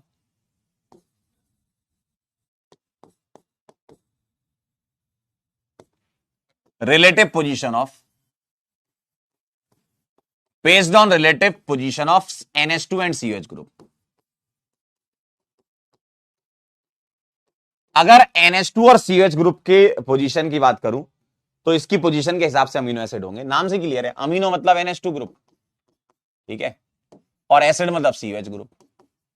तो अमीनो एसिड क्या होता है, जिसमें अमीनो और COH दोनों ग्रुप होते हैं। जैसे मान लो मैं आपसे बोलूं अल्फा अमीनो एसिड, तो आप क्या कहोगे बताओ? अगर मैं आपसे अल्फा अमीनो एसिड कहूंगा तो ये दिखेगा। अगर मैं आपसे कहूंगा बीटा अमीनो एसिड तो बताइए जरा कैसा दिखेगा? सर ये कैसे निकाला आपने? अरे कुछ नहीं, इसके रेस्पेक्ट में अल्फा पोजीशन पर NH2 लगा है। सर बीटा लिखना हो तो बीटा कार्बन पे NH2 लगा दो, तो ये बीटा अमीनो एसिड होता है। इसके रेस्पेक्ट में ये अल्फा, ये बीटा, बीटा पर NH2 लग गया। Sir gamma amino acid, gamma amino acid कैसा दिखेगा? आप गामा पोजीशन पे लगा दो, इसमें क्या, कौन सी बड़ी बात होगी? इसके रेस्पेक्ट में ये अल्फा, ये बीटा, ये गामा। और एक डेल्टा अमीनो एसिड अगर मैं बताऊं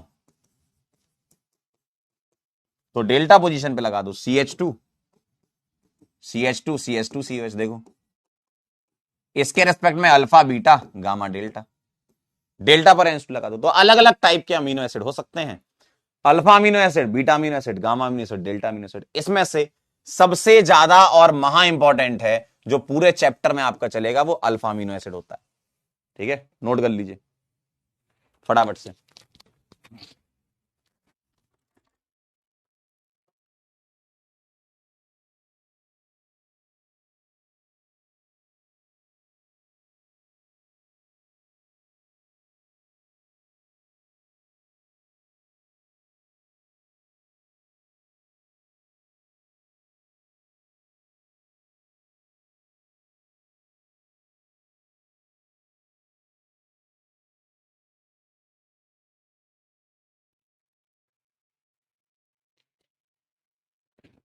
हो गया, चलिए भाई आगे चलता हूं, मैं अल्फा अमीनो एसिड में चलता हूं। ठीक है सर, ये अल्फा अमीनो एसिड क्या होता है?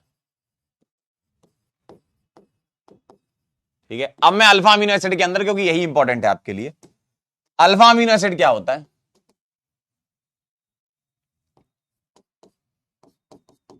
It is monomer of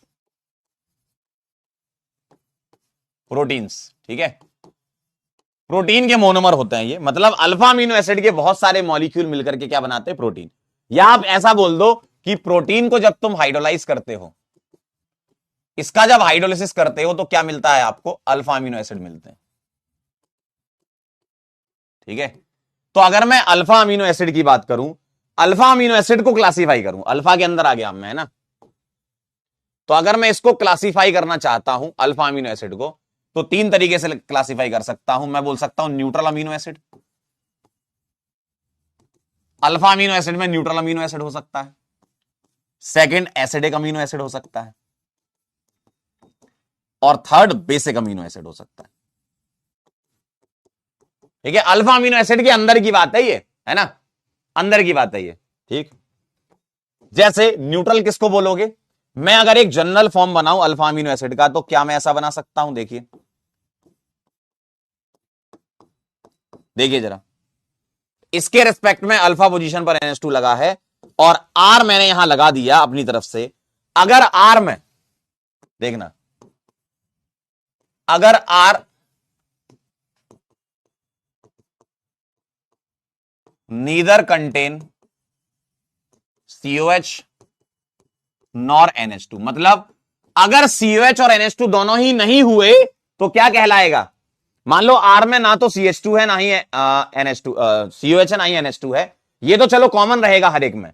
R में ना ही COH है ना ही NH2 है, तो हम क्या बोल देंगे? वो न्यूट्रल अमीनो एसिड है। ठीक। अगर R में COH आ गया, बताइए जरा, अगर R में COH आ गया तो हम एसिडिक अमीनो एसिड बोल देंगे। सही बात है। और अगर R में NH2 आ गया तो हम क्या बोल देंगे? Basic amino acid. तो इस तरीके से आप इनको क्लासिफाई कर सकते हो, है ना। अल्फा अमीनो एसिड के अंदर का क्लासिफिकेशन है ये। ठीक है, अल्फा अमीनो एसिड के अंदर का क्लासिफिकेशन है ये। क्लियर है बात? लिख लो फटाफट से इसको। अब आपको कुछ अमीनो एसिड याद रखने पड़ते हैं। अब आपको कुछ अमीनो एसिड याद रखने पड़ते हैं। वो कौन कौन से हैं जो तुम्हें याद रखने पड़ेंगे? काफी तो आपको याद होंगे, वैसे याद है क्या कुछ? Alanine, phenylalanine, glycine, valine, leucine, arginine, aspartic acid, glutamic acid.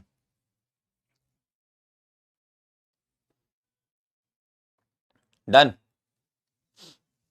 कुछ कुछ आपको याद रखने पड़ते हैं ना। ठीक है, बोलिए भाई, क्लियर है?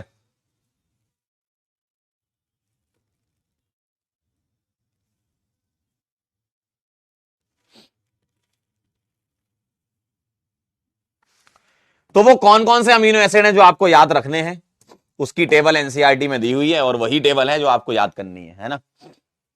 तो इसका 3 लेटर सिंबल होता है, 1 लेटर सिंबल होता है। और आर में क्या क्या रख दो? अभी जो आर था ना, आर में एच रख दिया तो ग्लाइसिन बोलेंगे, आर में CH3 रख दिया अलानिन बोलेंगे, आर में CH3 होल ट्वाइस CH रख दिया वेलिन बोलेंगे। तो ये पूरी टेबल मैंने यहां पर एनसीईआरटी की ऐड कर दी है। आप इसको एक बार अपनी कॉपी में बना लीजिएगा। इनमें से जो ज्यादा बार आए हैं वो आपके सामने मैं पेश करना चाहता हूं। इनमें से जो ज्यादा बार आए हैं सवाल, बहुत बार जिनसे सवाल आया है, वो मैं बता रहा हूं आपको, ध्यान से देखिएगा। Tyrosine, serine, glycine, alanine. मतलब आपको 12 मैं बताऊंगा, 12 जैसे 20 थे ना, 20 में से 12 बहुत बार रिपीट हुए, बार बार, है ना। तो वो मैं बना रहा हूं, है ना। मैं आपको इसका स्ट्रक्चर बनाने का तरीका ही बता रहा हूं। टायरोसिन, सेरिन, ग्लाइसिन, अलानिन, है ना। इसमें मैं ऐसे बना रहा हूं, CH2 PHOH। देखो, ये होता है टायरोसिन, CH2 PHOH। यहां क्या लगाया सर? यहां आपने पूरा का पूरा यही रिपीट करना है। देखो, अल्फा पोजीशन पर ये क्या है? ये हमारा आर वाला हिस्सा है। तो RCH NH2CH ये है ना। तो ये क्या है? आपका आर वाला हिस्सा है, तो ये CH2 PHOH। बस इतना इतना याद रखो। ये तो हर एक अमीनो एसिड में कॉमन रहेगा क्योंकि अल्फा अमीनो एसिड पढ़ रहे हैं हम। ठीक है। सेरीन में क्या होगा? आप सेरीन में इस पीएच को हटा दो तो क्या आ जाएगा? CH2OH। ये आ गया सेरीन। बाकी ये कॉमन है पूरा, इतना हिस्सा देखिए। ये हिस्सा जो है, ये हिस्सा सभी में कॉमन है। बात समझ में आई? ये वाला हिस्सा सभी में कॉमन है। तो टायरोसिन में क्या है भाई साहब? CH2 PHOH। सेरीन में क्या है? बीच में से पीएच उड़ा दो तो क्या मिलेगा? CH2H मिलेगा। ठीक है। ग्लाइसिन में क्या करोगे आप? ग्लाइसिन में सिर्फ H लगा दीजिए। ग्लाइसिन में सिर्फ H लगा दीजिए। ग्लाइसिन में सिर्फ H लगा दीजिए। अलानिन में क्या करिएगा? मिथाइल लगा दीजिएगा बस। बाकी ये वाला पूरा हिस्सा कॉमन है। ठीक है, ये वाला पूरा हिस्सा कॉमन है। और इसको याद करोगे, तेरे शहर में ग्वाला। ठीक है, मेरा वाला तरीका है, बाकी आपने जैसे याद करके बहुत अच्छी बात है।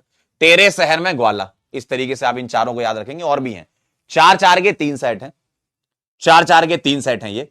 मतलब ये हो गए आपके 4, इसके बाद फिर 4 बताऊंगा, फिर 4, 12 ज्यादातर दिखे हैं, है ना। केमिस्ट्री वाले बायोमोलिक्यूल की बात कर रहा हूं मैं। केमिस्ट्री में जब सवाल आया है तो उसके बारे में बता रहा हूं कि वो 12 जो है वो ज्यादा बार दिखे हैं, है ना। बाकी आपको याद तो 20 करने, 12 में याद कर रहा हूं क्योंकि बहुत बार सवाल उनसे आया है। ठीक है, क्लियर है? ठीक।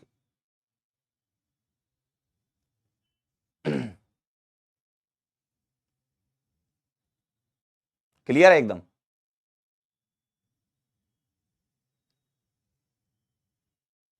आपको याद है तो बहुत अच्छी बात है, जिनको याद नहीं है उनको याद होना चाहिए, जल्दी से जल्दी याद कर लेंगे, है ना। डन एकदम। चलिए अगला है फिनाइल अलानिन।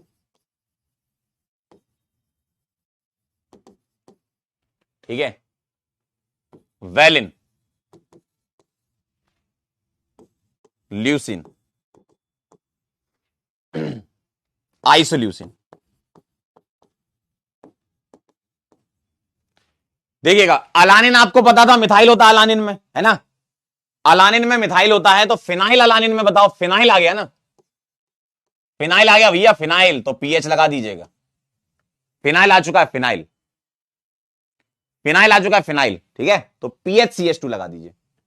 वेलिन में लगा दीजिए आइसो ग्रुप, वेलिन में लगा दीजिए आइसो ग्रुप, वेलिन में आइसो ग्रुप लगा दीजिए, Me2CH, ठीक है।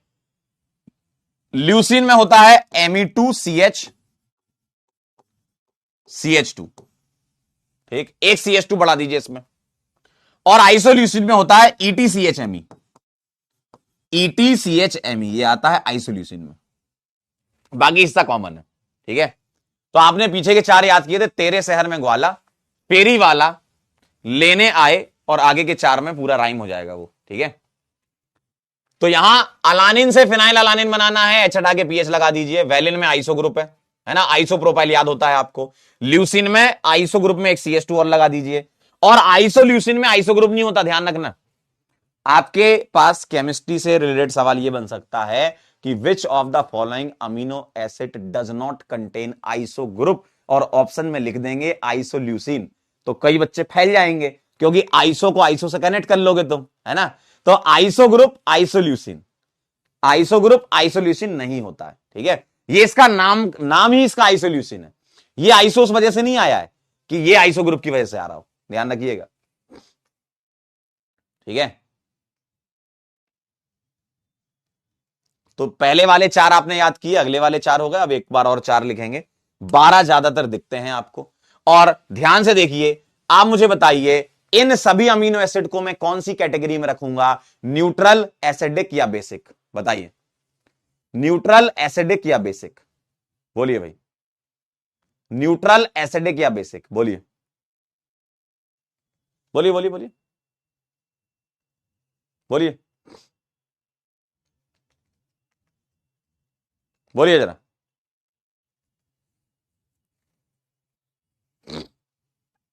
न्यूट्रल, एसिडिक या बेसिक, बताइए। किस में रखूंगा, बोलो। न्यूट्रल में। अगले वाले 4 किस कैटेगरी में रखोगे आप? अगले वाले 4 किस कैटेगरी में रखोगे आप? अगले वाले 4 किस कैटेगरी में रखोगे आप? न्यूट्रल वाली कैटेगरी में रखोगे। अगले 4 भी किस में आते हैं? न्यूट्रल कैटेगरी में आते हैं, ठीक है। अब मैं चलता हूं आगे, अगले 4 और लिखवाता हूं, ठीक है। लाइसिन, ठीक है, aspartic acid, glutaric acid, arginine. बाकी और भी बहुत सारे होते हैं, है ना। मिथियोनिन होता है, सिस्टीन होता है, ट्रिप्टोफैन होता है, बहुत सारे हैं, प्रोलिन वगैरह। आपको 12 बस ध्यान रखना है, क्योंकि 12 बहुत बार आए हैं, ठीक है। लाइसिन में क्या होता है? 4 CH2 स्ट्रेट चेन में, CH2 4, और यहां लगाइएगा NH2। एस्पार्टिक एसिड में क्या है?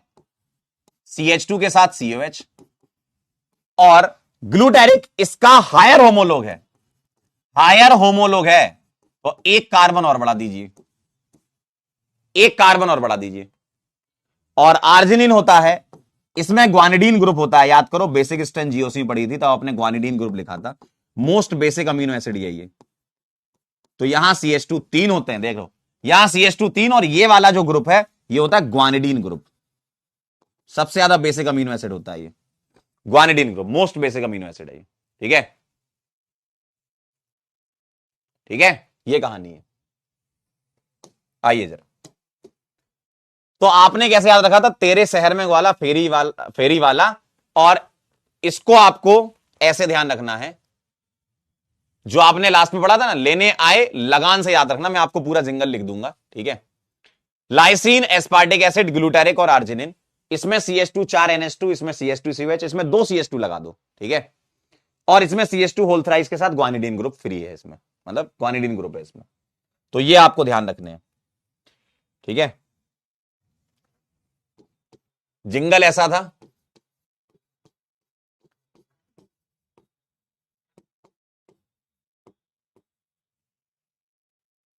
तेरे शहर में ग्वाला, पेरी वाला लेने आए लगान, ये। और अब इसको कनेक्ट कैसे करना वो मैं आपको बता रहा हूं, ठीक है। तेरे शहर में ग्वाला, ये हो गया आपका ग्लाइसिन अलानिन, पेरी वाला लेने आए, लेने आए, और लगान में आपको ये ध्यान रखना है कि एल है, मतलब लाइसिन हो गया, एस्पार्टिक एसिड हो गया, जी हो गया, और आर्जिनिन में AN हो गया, ठीक है। इस तरीके से आप कनेक्ट करके ध्यान रख सकते हो, ठीक है।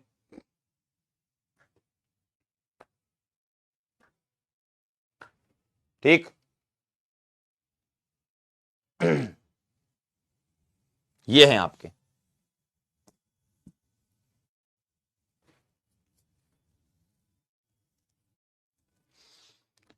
तो ये कहानी है।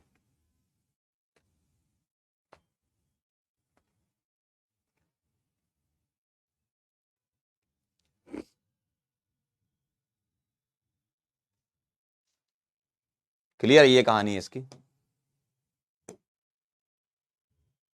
अब मैं चल रहा हूं आगे, और इसमें जो आप टेबल जब देखेंगे ना, ध्यान से देखिएगा, कहीं पर स्टार लगा है, कहीं पर नहीं लगा। देखो, जैसे यहां स्टार नहीं लगा, यहां स्टार नहीं लगा, यहां स्टार लगा, यहां स्टार लगा, देख रहे हो आप, स्टार लगा हुआ, आप गौर से देखो, यहां देखिए स्टार नहीं लगा, यहां लगा है। तो ये स्टार और नॉन स्टार वाली क्या चीजें हैं, बताइए जरा। स्टार और नॉन स्टार वाली क्या चीजें? एक बच्चा कह रहा है कि सर ग्लूटामिक है, ये ग्लूटारिक नहीं, ग्लूटामिक, वो तो ग्लूटारिक ऑक्सैलिक मेलोनिक ग्लूटारिक उसमें होता है, ग्लूटामिक एसिड, ठीक है। ग्लूटामिक एसिड कर लो उसको, ठीक है। अच्छा, स्टार लगा है नहीं लगा, उसका मतलब क्या है? बिना स्टार वाले कौन से बताइए? बिना स्टार वाले ये कौन से होते हैं? इनको बोलते हैं non essential amino acid. Non essential amino acid कहते हैं इनको भाई साहब। और स्टार वाले कौन से? जहां स्टार लगा हुआ है, ये कहलाते हैं एसेंशियल अमीनो एसिड। बताइए जी, स्टार वाले कौन से? एसेंशियल। नॉन एसेंशियल का मतलब आपको जरूरत नहीं है अलग से लेने की, ये बॉडी में ही सिंथेसाइज हो जाते हैं। और एसेंशियल अमीनो एसिड का मतलब है चाहिए आपको, है ना, ये आपको डाइट के थ्रू चाहिए, है ना, डाइट में इंक्लूड होना चाहिए ये वाले, ये एसेंशियल वाले हैं, ठीक है। तो आप देख पाएंगे टेबल में, है ना, इसको थोड़ा ध्यान रखिएगा कि स्टार वाले कौन से हैं और बिना स्टार वाले कौन से हैं। और मैंने जो आपको टेबल बनाई है उसमें बड़ी मजेदार चीज है, इनमें किसी में भी स्टार नहीं लगा हुआ है ना। बाकी के जो चार लिखे, चार चार के 3 सेट आपने लिखे, चार चार के 3 सेट, तो ये वाले दूसरे वाले जो हैं ये सब स्टार वाले हैं। देखिए जरा, phenyl alanine, valine, leucine, isoleucine, मैंने उसी सीक्वेंस में लिखा, देखो, ल्यूसिन हो गया, वैलिन हो गया, आइसोल्यूसिन हो गया, ये सब देखो आप, है ना, उसी सीक्वेंस में लिखा है। तो 4 जो हैं शुरुआत के नॉन एसेंशियल हैं, बाकी के 4 जो हैं वो एसेंशियल हैं, और इस वाले में पहला और चौथा एसेंशियल है, लाइसिन और आर्जिनिन। जो अगले 4 हैं उसमें पहला और चौथा एसेंशियल है, लाइसिन और आर्जिनिन। देखिए आप जरा, आर्जिनिन में स्टार लगा हुआ है और लाइसिन में स्टार लगा हुआ है, देखिए, है ना, समझ गए आप खेल। तो आपने 12 अमीनो एसिड ध्यान रखे थे, शुरू के 4 तेरे शहर में ग्वाला वाले वो नॉन एसेंशियल है ना, फिर फेरी वाला आगे वाले जो 4 थे वो एसेंशियल हैं, और लगान में पहला वाला और लास्ट वाला, यानी कि दोनों बेसिक अमीनो एसिड जो है वो एसेंशियल है, दोनों एसिडिक नॉन एसेंशियल है, ठीक है। क्लियर एकदम बात, ठीक है। तो ये है आपका बेसिक अमीनो एसिड, ये बेसिक है, ये दोनों एसिडिक हैं, तो ये दोनों acidic amino acid non essential, ठीक है। क्लियर है? चलिए बहुत बढ़िया, वेरी नाइस। सवाल कर लीजिए कुछ। Amino acid are classified as acidic, basic और न्यूट्रल। बताओ जरा, depending upon the relative number of amino and carboxylic group, which of the following are acidic amino acid? Acidic amino acid बोलिए। Acidic amino acid.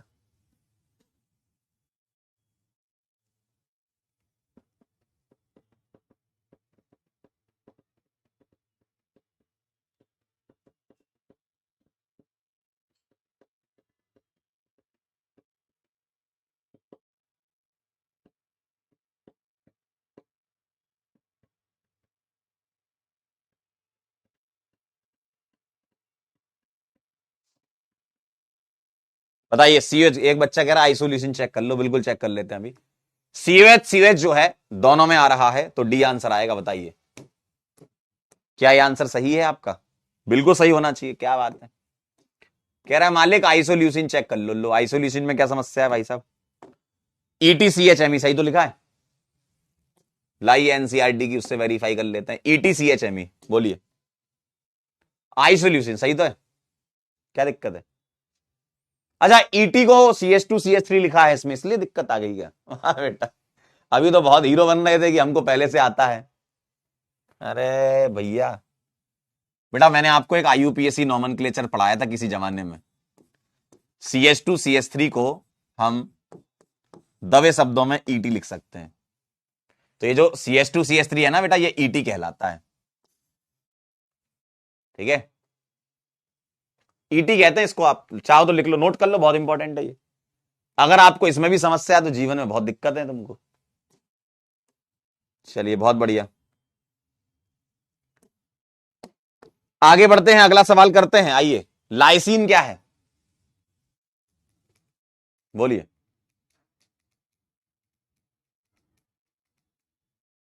बोलिए बोलिए बोलिए, बताइए। 30 second के अंदर बता दीजिए।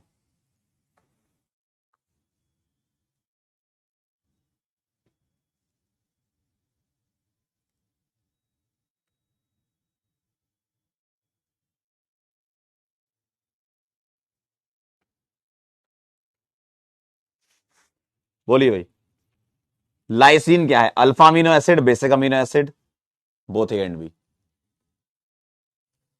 बोलिए।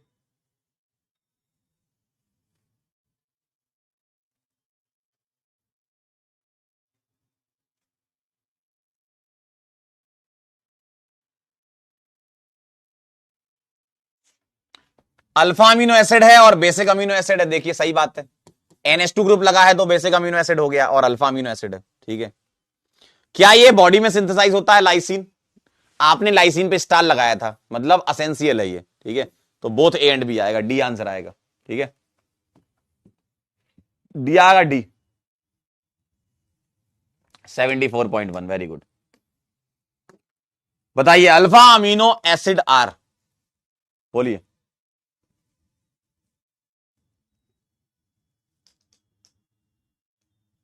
अच्छा, कह रहा है एनसीईआरटी में गलत दिया, क्या बात कर रहे हो? कौन सी वाली एनसीईआरटी में गलत दिया, केमिस्ट्री की कि बायो की?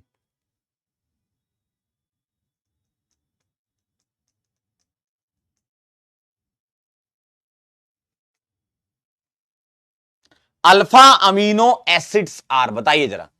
Alpha amino acids are acidic due to COH group and basic due to NH2 group, acidic due to NH3 plus and basic due to CO minus, neither acidic और basic और none of these. अब मुझे एक बात बताना जरा, ध्यान से, ध्यान से, ना ना ना बेटा, थोड़ा ध्यान से।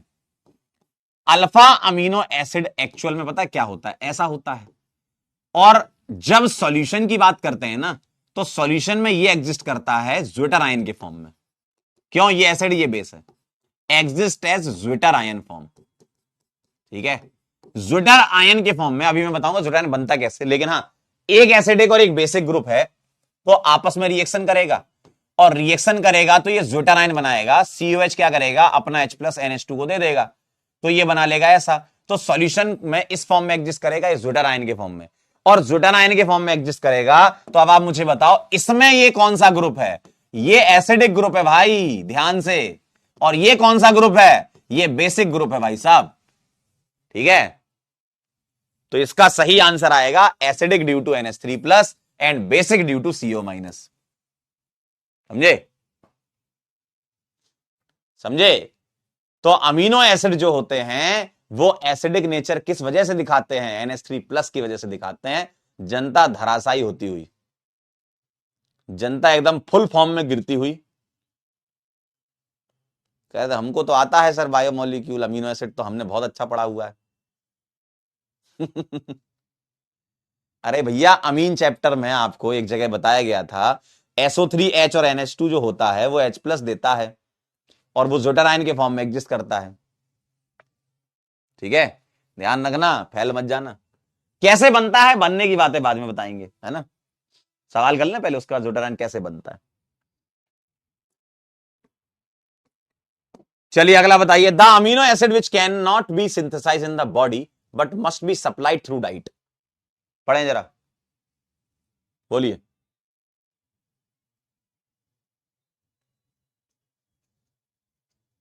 बोलिए।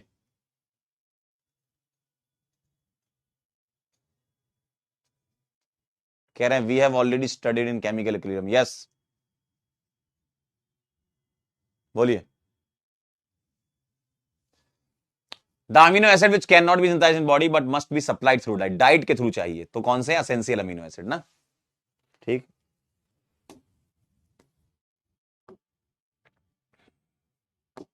चलिए जरा आइए क्या कह रहे हैं।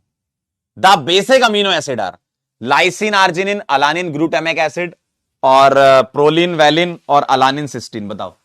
जो लाइसिन होता है उसमें NH2 ग्रुप होता है और आर्जिनिन में ग्वानिडीन ग्रुप होता है, तो यह बेसिक है। बाकी सुन लो। अलानिन जो है वो न्यूट्रल है, ग्लूटामिक जो है वो एसिडिक है। प्रोलीन में 2 डिग्री अमीनो एसिड होता है, एक ही अमीनो एसिड है 20 में से जिसमें 2 डिग्री अमीन ग्रुप होता है प्रोलीन में, है ना। स्ट्रक्चर आप उसमें शीट में से देख सकते हो। वैलिन जो है वो न्यूट्रल अमीनो एसिड है। अलानिन जो है वो न्यूट्रल अमीनो एसिड है। सिस्टीन भी न्यूट्रल अमीनो एसिड है। सिस्टीन में सल्फर ग्रुप होता है, ठीक है।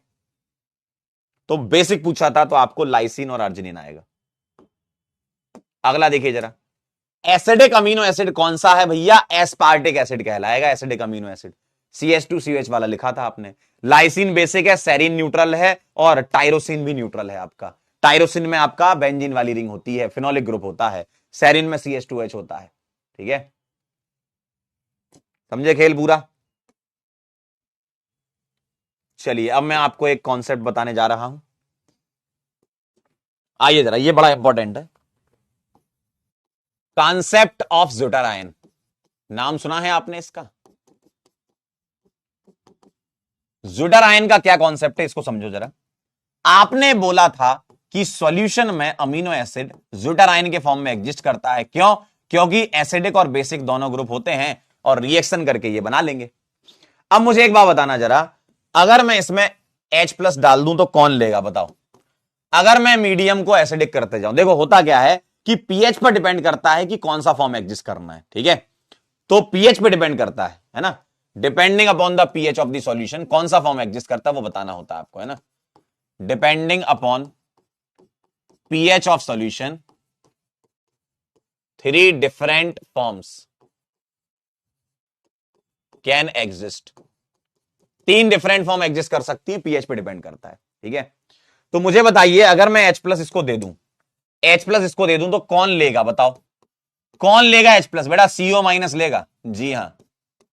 तो क्या बना लेगा? ये कैटायन बना लेगा मालिक। CO माइनस H प्लस लेगा तो क्या बना लेगा? कैटायन बना लेगा। बहुत बढ़िया। और उल्टा भी तो चल सकते हो। अगर मैं आपसे पूछूं कि भैया OH माइनस मैंने डाल दिया इसमें, तो उल्टा आ जाओगे। सही बात है। आइए जरा, अगर मैं इसमें OH माइनस डालूंगा, अगर मैं OH माइनस कर दूं या बेसिक करते जाऊं, पीएच बढ़ाते जाऊं, तो OH माइनस H प्लस कहां से निकालेगा? इधर से निकालेगा। तो OH माइनस H प्लस कहां से निकालेगा भैया? NH3 प्लस से निकालेगा। तो ये बना लेगा NH2 और यहां CO माइनस। और अगर मैं ऐसा कहूं कि भैया H प्लस दे रहा हूं मैं, तो मैं उल्टा चले जाऊंगा। H प्लस दे रहा हूं तो उल्टा चले जाऊंगा। बताइए क्या ये बात क्लियर है? देखिए जरा, अगर मैं ज्यूटेरायन में H प्लस डालूंगा तो CO माइनस ले लेगा, ये बना लेगा। अगर मैं इसमें OH माइनस डालूंगा तो रिएक्शन रिवर्स हो जाएगी, सही बात है। अगर मैं इसमें OH माइनस डालूंगा तो NH3 प्लस अपना H दे देगा, और उल्टा चलूंगा तो H प्लस डाल दूंगा। क्या ये बात क्लियर है, बताएं। ठीक है, आइए अब मेरी बात सुनिए। ये है आपका ज्विटर आयन, बाइपोलर आयन क्या कहलाता है, ज्विटर आयन। ठीक है, ये आपका क्या कहलाता है, एनायन। ठीक है, और ये क्या कहलाता है, कैटायन। क्या ये बात सही है। आप मुझे बताइए, लेफ्ट से राइट जाने पर पीएच क्या हो रही है, बढ़ रही कि कम हो रही है, पीएच कम हो रही है। देखो भाई, लेफ्ट से राइट जाने पर H प्लस का कॉन्सेंट्रेशन बढ़ रहा है, तो पीएच कम हो रही है कि नहीं, बताइए, हाँ या ना, बोलिए। लेफ्ट से जब राइट जा रहे हो तो H प्लस डाल रहे हो, और H प्लस डाल रहे हो तो पीएच बढ़ रही कि कम हो रही है, बताएं भाई। H प्लस कॉन्सेंट्रेशन बढ़ा रहे हो तो पीएच कम हो रही है ना, सही बात है ना, पीएच कम हो रही है ना, बिल्कुल सही बात है। यानी कि मैं ऐसा कह सकता हूं क्या, कि जब हाई पीएच होगी तो ये फॉर्म एग्जिस्ट किया करेगा, जब इंटरमीडिएट पीएच होगी, इंटरमीडिएट पीएच, तो ये करेगा, और लो पीएच होगी तो ये करेगा। क्या ये बात सही है, बताइए जरा।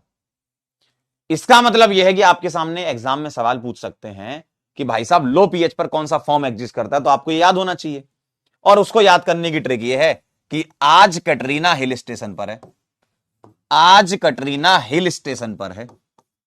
देखिए, एनायनिक, ज्विटरायनिक, कैटायनिक, हाई, इंटरमीडिएट, लो पीएच, समझे। और ये जो इंटरमीडिएट पीएच होता है, इसी को बोलते हैं अपन isoelectric point, isoelectric point कहते हैं इसको।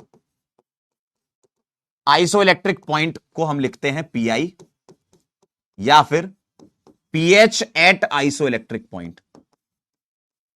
सर ये आइसो इलेक्ट्रिक पॉइंट क्या होता है, आइसो इलेक्ट्रिक पॉइंट का मतलब होता है वेयर ज्विटर आयन एग्जिस्ट,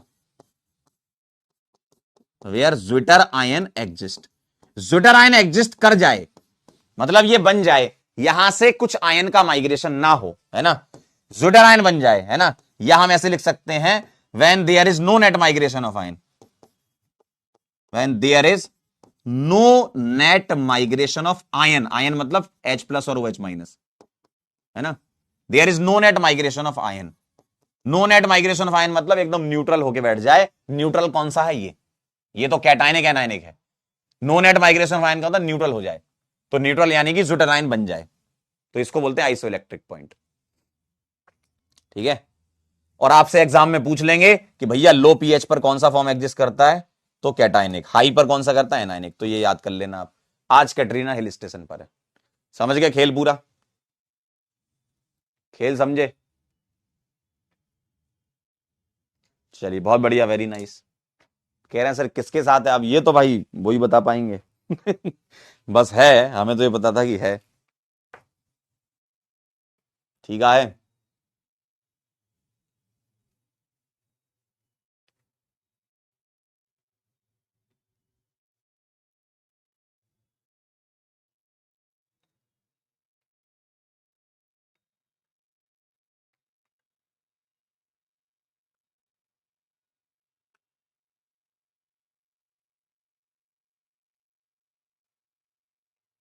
लिख लो तो सूचित कर देना, इसके कुछ सवाल कर लेते हैं, अच्छा लगेगा आपको।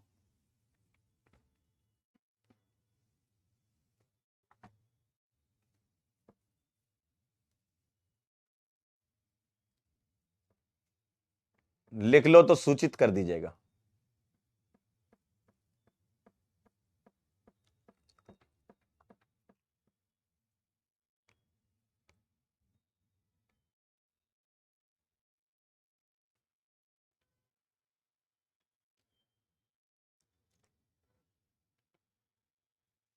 चलिए बहुत बढ़िया, वेरी नाइस। अब मैं आपको एक पॉइंट और बता दूं, क्या, कैलकुलेशन ऑफ पीआई बता देता हूं। कैलकुलेशन ऑफ पीआई, पीआई मतलब पीएच एट आइसोइलेक्ट्रिक पॉइंट, कैसे निकालते हो। तीन टाइप के अमीनो एसिड तुम्हें दिख सकते हैं, न्यूट्रल मिल सकता है, एसिडिक मिल सकता है और बेसिक मिल सकता है। 3 टाइप के अमीनो एसिड मिल सकते हैं, ठीक है। न्यूट्रल मिलेगा तो आपको यहां पर एक्चुअल में इन दोनों की के वैल्यू दी जाएंगी। मान लो इसकी के वैल्यू है pKa1, ये दी जाएगी आपको, ये pKa2, तो पीआई निकलता है एवरेज ऑफ पीके वैल्यू, क्योंकि एम्फीप्रोटिक स्पीसी है, आयनिक इक्विलिब्रियम में आपने निकाला था ये। एम्फीप्रोटिक स्पीसी का पीके का एवरेज होता है पीएच, है ना, पीएच बोलो या पीआई बोलो। एसिडिक अमीनो एसिड होगा तो इसमें आपको 3 वैल्यूज मिलेंगी। क्यों? क्योंकि आर के अंदर भी तो सीओएच ग्रुप होगा ना, है ना। तो इसको बोल रहा हूं pKa1, इसको बोल रहा हूं pKa2, इसको बोल रहा हूं pKa3। तो ध्यान से सुन लो, एसिड एसिड का एवरेज ले लो। किसका? एसिड एसिड का एवरेज ले लो। तो ये एसिड और ये एसिड, इन दोनों का एवरेज, तो pKa2 प्लस pK3/2, मतलब दोनों का एवरेज लेना है ना, pKa2 और pK3 का एवरेज ले लो। और बेसिक में क्या होगा?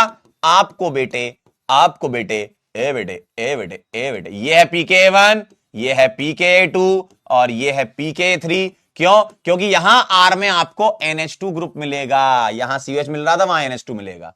तो अब आप क्या करेंगे? पीआई निकालने के लिए बेस बेस का एवरेज ले लेंगे। तो pK1 प्लस pK2, एक मिनट, pK2 था, हाँ, pK1 प्लस pK2/2 सही है, नहीं, pK1 प्लस pK3/2, यह आपको गिवन होगा।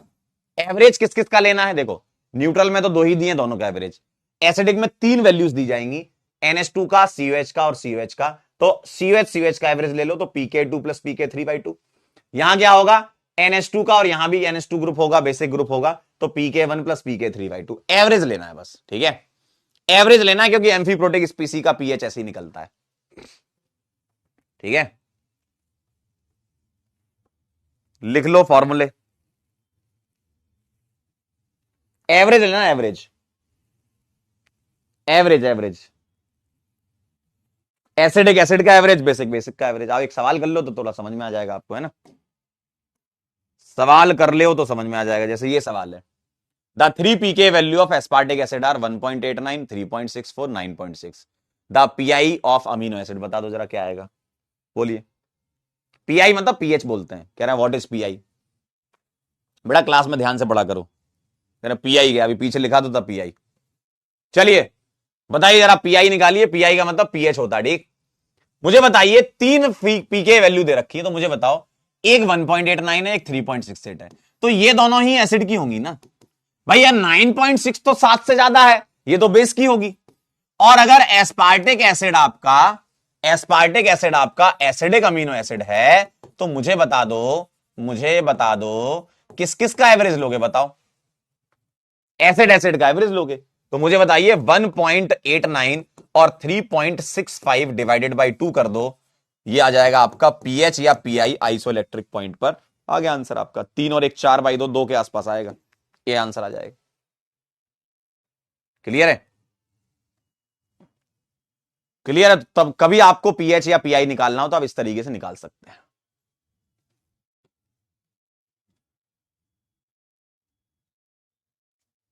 ठीक है, एकदम सही जवाब है सबका। Very good, very good, very nice.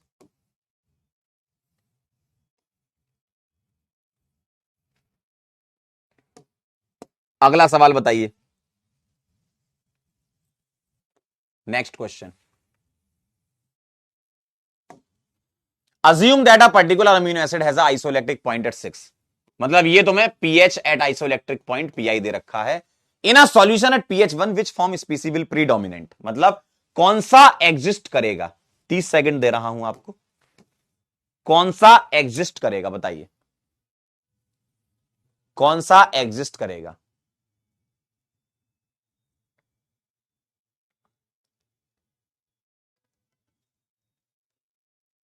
pH 1 पे बताना, pH 1 पे।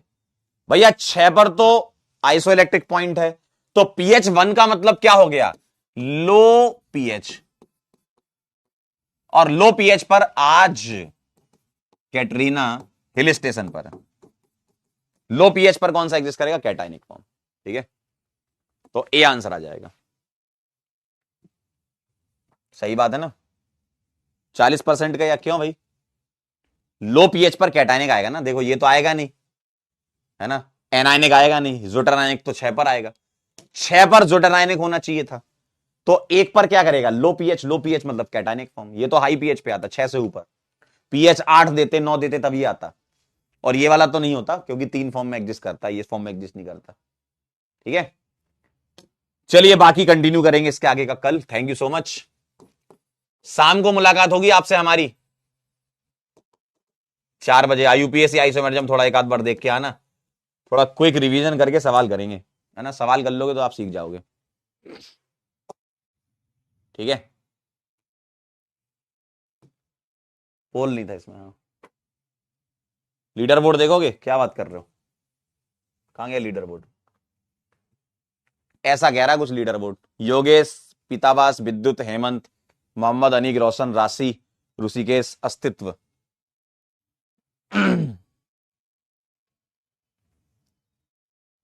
ठीक है, चलिए तो अब हम मिलेंगे आपसे शाम को 4 बजे, और कल मिलेंगे आपको, कहां पे मिलेंगे कल, सुबह मिलेंगे। हाँ,